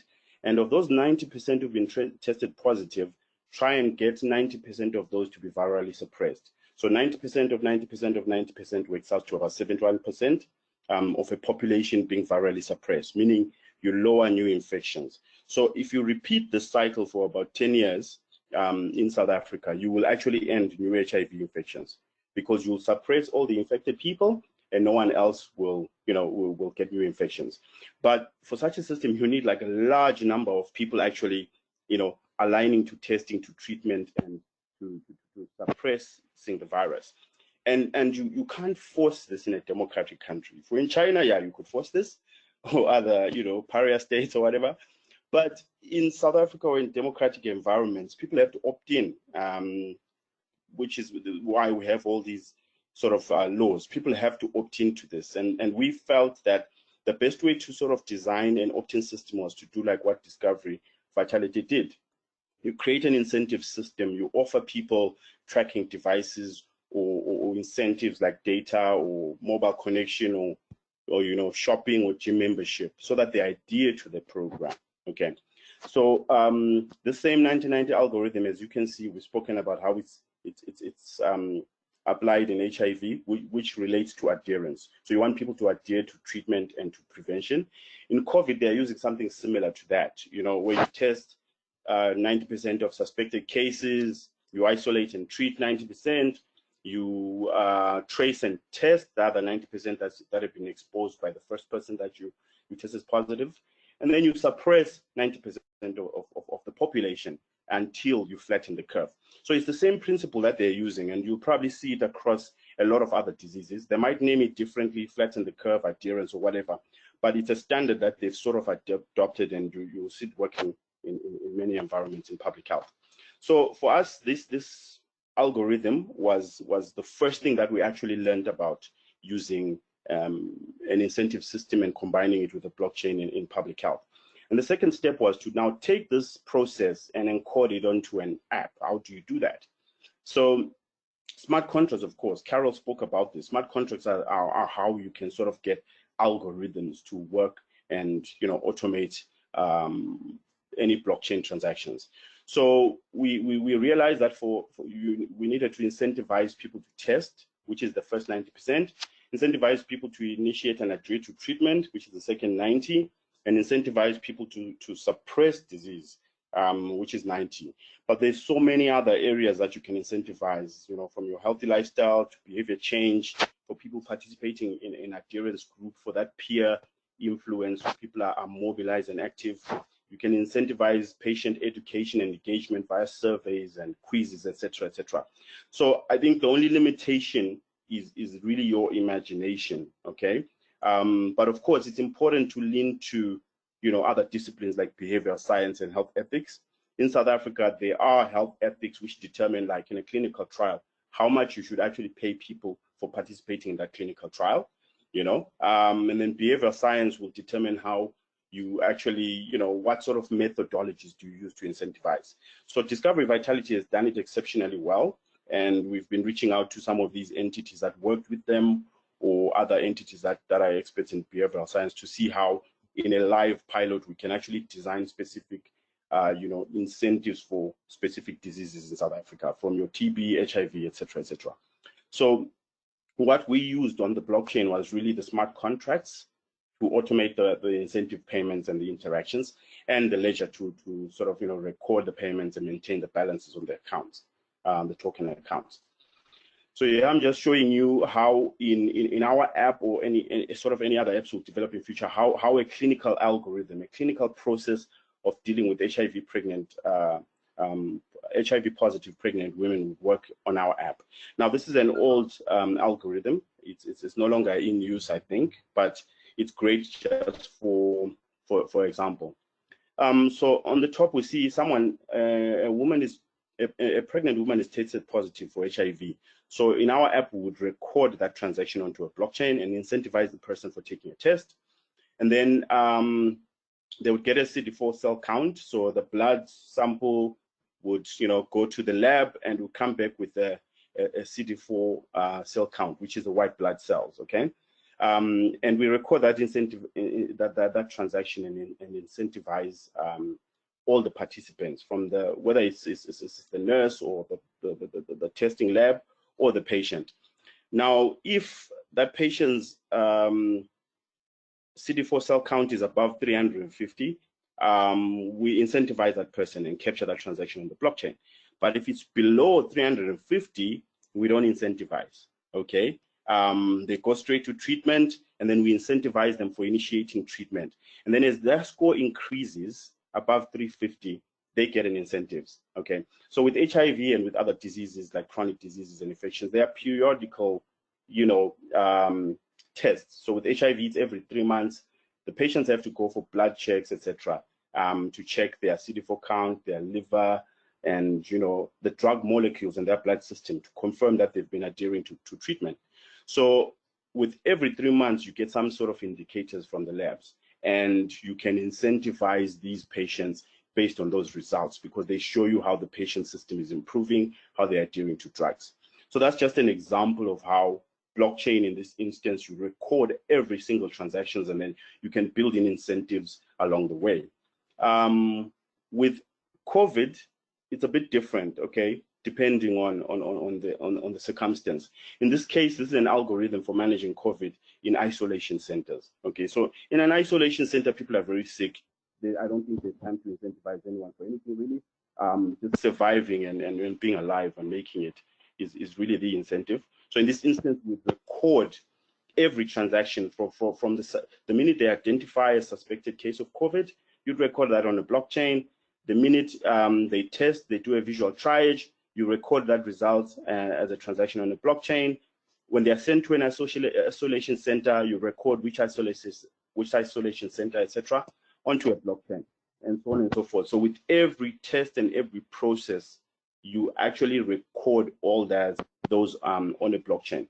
So what you really are creating, in essence, is what I would say it's similar to an enterprise resource planning system that runs a factory, where you have different cost centers and different work centers, and you record every piece of material that goes through in every process.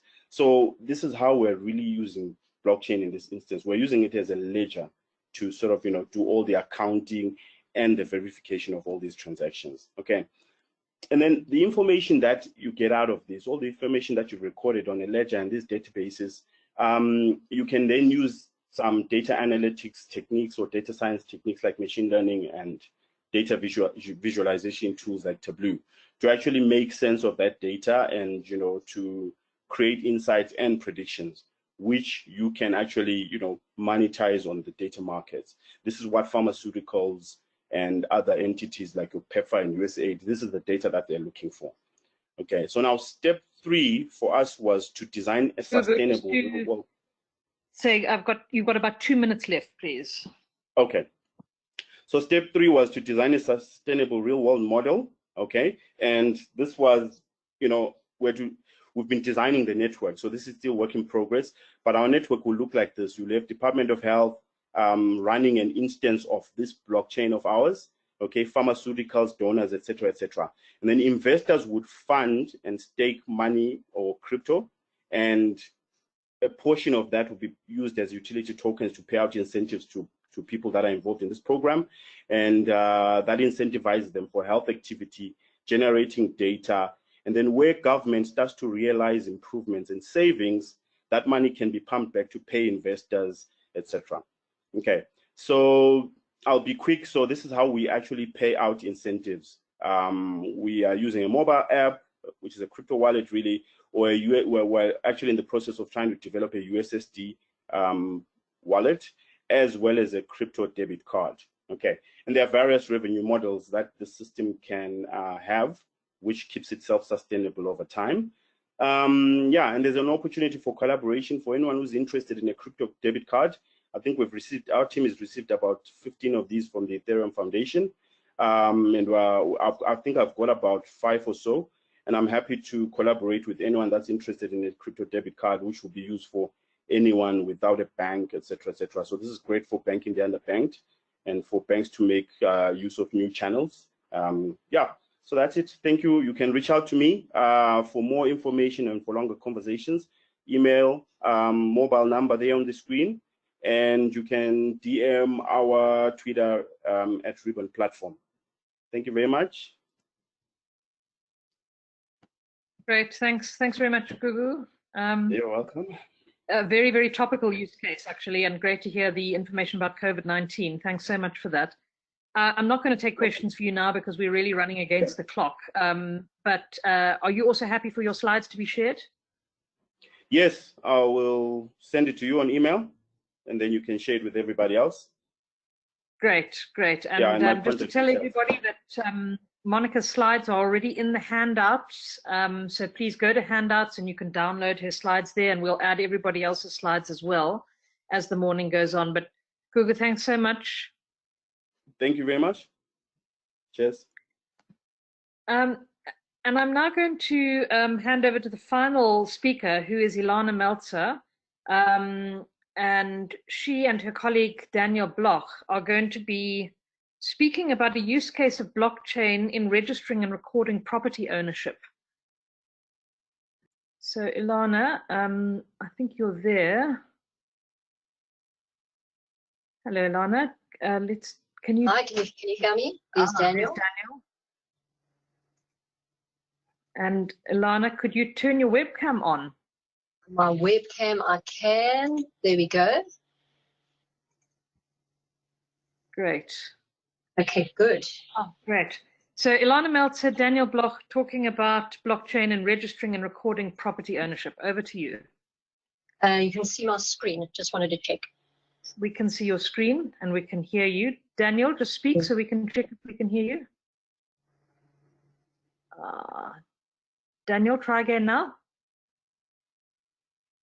Hello, can you hear me? Yes, we can hear you. Okay, thanks. Thanks, both of you. Carry on. Okay, great. The presentation is going to be a joint presentation. I'm going to start first, just talking really about the use case, not the technology. I'll spend about 7 minutes doing that, and then Daniel will come in and talk a little bit about CESO and the solution that they've developed. Just quickly by way of background, the 71.4 is the company that I work for. It's a consulting company. We focus on sectors that we call transformational and have potential to transform people's lives. We work in South Africa predominantly, but also in a number of other countries on the continent. We look at all sorts of data. So to do our work, we use data across the data continuum, from very thick qualitative data to very big transactional data. And our clients include a range of private sector, think tanks, NGOs, government departments, but really trying to help them make decisions using data. And we focus principally on data around consumers and what's happening in their lives. So the sectors we work in, a lot of work in consumer credit, a lot of work in transactions, so digital financial services, and a lot of work in housing and housing finance. And one of those projects is something called the Transaction Support Center, which we started with an organization, our partner on this project, which is called CAF, the Center for Affordable Housing Finance in Africa. And this is very much out of our sort of comfort zone. It's a center that people come into, and we try and help them resolve property-related and tenure-related problems that they might have. It's located in Khayelitsha. We have 3 dedicated team members working on that project pretty much full-time, sort of engaging with clients and trying to help them resolve the issues. And we have a conveyancer on the team who tries to actually get the property transfers through. And early in the day, I heard mention of property transfer and property registration as a critical use case for blockchain-based technologies, and we've seen really the inside of a very, very inefficient system that exists at the moment, that is effectively inaccessible for low-income property holders.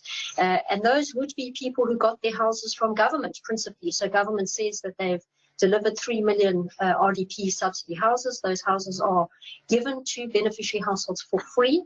And most of them, if they're in urban areas, urban formally demarcated areas, they should land up on the deeds registry. That's often not the case. And then for those properties that have landed up on the deeds registry, many of them have not been preserved in terms of their administrative land integrity. In terms of the cases that we've had, as of February, we've seen about 365 cases, principally relating to title deed problems. So people don't transfer properties out of deceased estates. There are many informal cash sales that have taken place. And of course, what we're seeing now in Khayelitsha in particular, but in many other low-income areas around the country, property prices are starting to rise. So we can't see a house in our area. Very difficult for us to find a house for less than 250,000 Rand if we're trying to help a client purchase a property. And so there's a material financial incentive for anyone who's slightly unscrupulous and who is the registered owner to come forward and evict the current property owner. So it is a total mess out there. I'm sure many of you are familiar with this and might have seen this in your own families and with colleagues and employees. It is a very, very unfortunate situation, because the value of those assets that government has given principally poor households, there is potential real value there. So when we say 250,000, 300,000 Rand for a house, but you can't realize that value when there's no formal mechanism of registering who owns the properties. You'll see on the left of the chart, we have a lot of cases that we've had to close or pend simply because we cannot help those people. So they've come to us, let's say it's an informal transaction, and they want to regularize it, but the person who's the registered owner is deceased. We can't trace their beneficiaries or their heirs, and so we just pin that case. There's nothing we can do. Ideally, what we would want is some kind of mechanism to create a single shared and trusted register of who owns properties in the area, and then also a mechanism to keep that data up to date. So even when we have a primary transfer that has taken place, the property is being transferred to a beneficiary, that beneficiary needs a very accessible, affordable mechanism to keep data up to date on who owns that property. And we don't have that at the moment. So it's really a two-stage sort of intervention that we were looking for, something to create the register, and then the system that would keep it up to date on an ongoing basis. basically, CAF put together a proposal for a application of blockchain in the affordable housing market. And at the time, CAF submitted that proposal, and we worked with them on doing it. We had no idea what we would actually be doing with this blockchain kind of idea. We had very cursory understanding, and probably still do, of what the blockchain actually is. But put this proposal to the MasterCard Foundation. And through working with the city, we had established relationships through the Transaction Support Center. We kind of focused on a use case, a particular use case, which is a primary transfer use case. So this is the initial transfer, getting the property from ownership by the state to ownership by the beneficiary household. That's the use case we focused on. And in the area that we work in, there are four project sites on the slide that you can see where primary transfer actually hasn't taken place. You can see my cursor. That's where our office is, smack in the middle. So the furthest distance to the furthest property that we are talking to is about 1.8 kilometers. So we're in walkable distance of every property owner on this particular project. And why that matters is because while we know that the solution that we'll talk to is technically an app-based solution, many people in the area don't have smartphones, and so a physical presence is critical. I'm just going to skip to my last slide and then hand over to Daniel. Our challenge really is around data. So we have a problem of lack of clarity of data. And this quote from a wonderful paper by Michael Graglia and Christopher Mellon, basically saying that blockchain's not going to solve the basic problem here. The basic problem is a problem of data. You still have to go out and get good data on who lives where and who owns what. Then you can bring that verified data into the blockchain system. And so that's been our work. Before I hand over to Daniel, just to give you a little bit of a flavor of the mess that the data is in. So we have multiple systems. We've got the National Housing Subsidy System, which is big and bad and immutable, unfortunately, because it's so bad. And so you have a lot of people who are registered as beneficiaries as having received subsidies when in fact they never have. And to get them off the system is not a simple process. Obviously, you want it to be tamper-proof, but then at the same time, you do need good processes where there have been errors to correct those, and those processes are often not in place. Then you've got project manager lists who tell you who actually moved into the house. So the HSS tells you who should have moved into the house. The project manager tells you who actually did move into the house. And it's on a spreadsheet, and it's annotated with their own notes that are not intelligible to external readers. And of course, if they get hit by a bus, I think we're all in a terrible situation. So it's small, it's a spreadsheet, it's a little bit better in terms of quality, but completely mutable. So if he wants to override data, he will, and often unintelligible. And then the third sort of key element of the data that we have to collect to do the primary transfer is an occupancy survey. So in many cases, the subsidy system will have awarded a subsidy to someone 10 years ago. They would have built the house, let's say 5 years ago, and now we're trying to figure out who's in the house. So you go door to door and do an occupancy survey, and the various service providers will do this, and they all have their own systems, and they all keep their own data, and there's no way of verifying what data they have. And certainly over time, once you do that occupancy survey, ideally you'd want to transfer the property the next day. That never works. It always takes a long time. So that's setting up the problem. And Daniel's going to talk to what he can do in terms of the solution. I'm going to change slides for Daniel. So Daniel, you'll just tell me when to go to the next slide. Okay, great. Hi, my name's Daniel. I'm from the US. I live in Lagos, Nigeria. CESO is currently active in Nigeria and Ghana, and we've just started this partnership with Ilana. So we say a verified property registry and marketplace. Let me just go to the next slide. You want to go to the next slide, Ilana? Here we go. Yeah. So we say CESO is a digital property registry. One thing we focus on is one, managing property registries and that end and land registries, but we always talk about how there's a need to bridge the gap between the land registry and the property registry, because a lot of work is often done on digitizing government registries. But what you see is that when you buy a house or you get a mortgage, you don't mortgage the land title, you mortgage the property. So it's, the CESO platform is around helping people not only manage the title and land registry documents, but all the other documents you might need for the transaction process. So your architectural plans, your building plans, if you end up hiring a lawyer, an architect, a surveyor, that then those private reports are also built, into your property portfolio. And part of what we're trying to do long term is build incentives that people would want to come and register their properties, at the VFS. I mean, at the TSC. So let's go to the next one.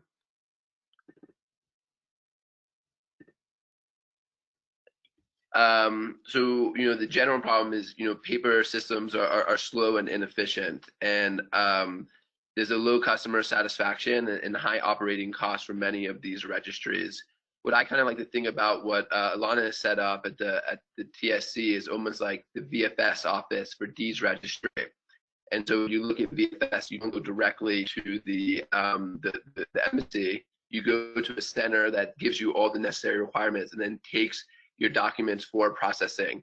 And so there's really, we say, like a need and opportunity to have these customer-centric facing locations. So kind of the aspect is that when people come to the TSC, they have all the requirements they need. There's someone to help them do this, and that this digital system will then feed into the deeds registry. Okay, so let's go to the next slide. So what we built is a digital registry on the blockchain. So what we can do is we help, and I'll go to the next slide that talks more about the product. So it's a user-friendly system. It helps people simply go through and do their transactions. So on the registry end, it allows you to manage your properties. So you have all of your properties individually in a large-scale registry, either by list or by a GIS map. You can view the property details. You can see that's the screen on the left.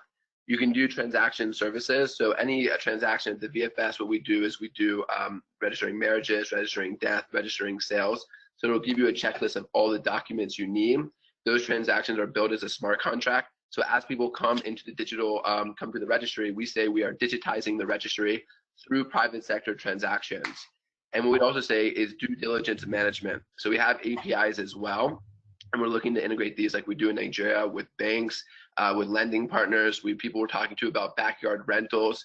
So rather than you having to go out and find all the right users, say in this neighborhood that can apply for a loan, that can apply for this backyard rental service, is that what we can do with the system is that pre-verify these people as they're doing the transactions. They then get pre-qualified and are able to submit for different financial benefits. So let's go to the next slide. So the main benefits for both the citizens and the government. For the government, it will be increased transaction volume. We always say that land registry should be something the government is monetizing on, because this is something that there's high volume, there's a high need. But if you look around the world, most land registries are actually loss-making systems. So they can grow revenues, they can increase citizen satisfaction. And by decentralizing the land registration process and also building in incentives like registering for mortgage approval, registering for other incentives, it'll increase the wait time for a transaction and increase the price per transaction. Whereas if you look at the TSC, they're getting bulk rates of registration because you have one center that's registering all the documents. So for an individual, you're actually decreasing the rates through this bulk bargaining power by working through a TSC that's in walking distance. So let's maybe go to the next slide. This is really just quick on how specifically we use the blockchain and why we use the blockchain. So number one is to ensure property document integrity, and not only in the short term so we don't lose it, but also in the long term. So if people ask, how can we trust 71.4, how can we trust CESO, that these documents have been stored? We're looking at documents potentially 20, 25 years into the future. You always know if the documentation and the transactions are stored now on the blockchain, we build trust, into the future. And even if, like Alana said, the one with the documents gets hit by a bus, you can always go back and have the documentation. The other one is recording the property, the sales. So we set up each transaction as a smart contract, so you can look at the history of the transaction, who recorded that transaction, and that end. And the last one is we say is to also work on not just the what would be the titling, but also service requests on the property. So if you're hiring a lawyer, you're hiring an architect, documents that are important for a transaction but are not necessarily part of the registry, rental tenancy agreements, that and things that the land registry will not hold. This property-based blockchain registry will record the full set of transactions. So we can use it for integration with financial institutions. We can integrate it for those who want to build apps on top of the registry as well. And so the next kind of steps, what we're looking to do is to build this out as a consortium. So to have people join who can integrate into the system, who can utilize the APIs, and can build on the trusted database to add more solutions. Great. Thank you so much, Daniel and Ilana. We've hit 11:30. I'm just going to see very quickly if there's any final question from a member of the audience. If you do have a question, please put up your hand. Just while you're posing your questions, I just want to say thanks to both of you. I know we're under time pressure and you have a lot of information to communicate, very interesting information. So thanks for doing that quickly. I know it's not easy. Thank you. It's a pleasure. Thank you for the opportunity. We don't have any questions, but thank you very much. I'm going to hand over to Alison now finally to wrap up the seminar for the day. Thanks, Ilana. Thanks, Daniel. Okay, thanks everybody. So I just want to say to all of our speakers, thank you so much. I personally found it fascinating, and I'm so excited by the work that I'm seeing everybody doing. I find it inspirational and pretty amazing. And to all of our attendees, my observation is that there was sort of a larger number of people than I'd expected joining us yesterday and today. So thank you for that. I hope you got a lot out of this. We appreciated meeting all of you, even if it's in this format, and we look forward in the future to meeting you in person. And we're going to be putting up a little survey that you'll see at the end of this, because we'd like to learn. We'd love your feedback to help us learn. And obviously get in touch with all of the speakers, get in touch with us. We welcome that. And we look forward to exploring the space and learning together. Thank you to everybody who joined us, and all the best. Keep happy and keep safe. Thanks very much.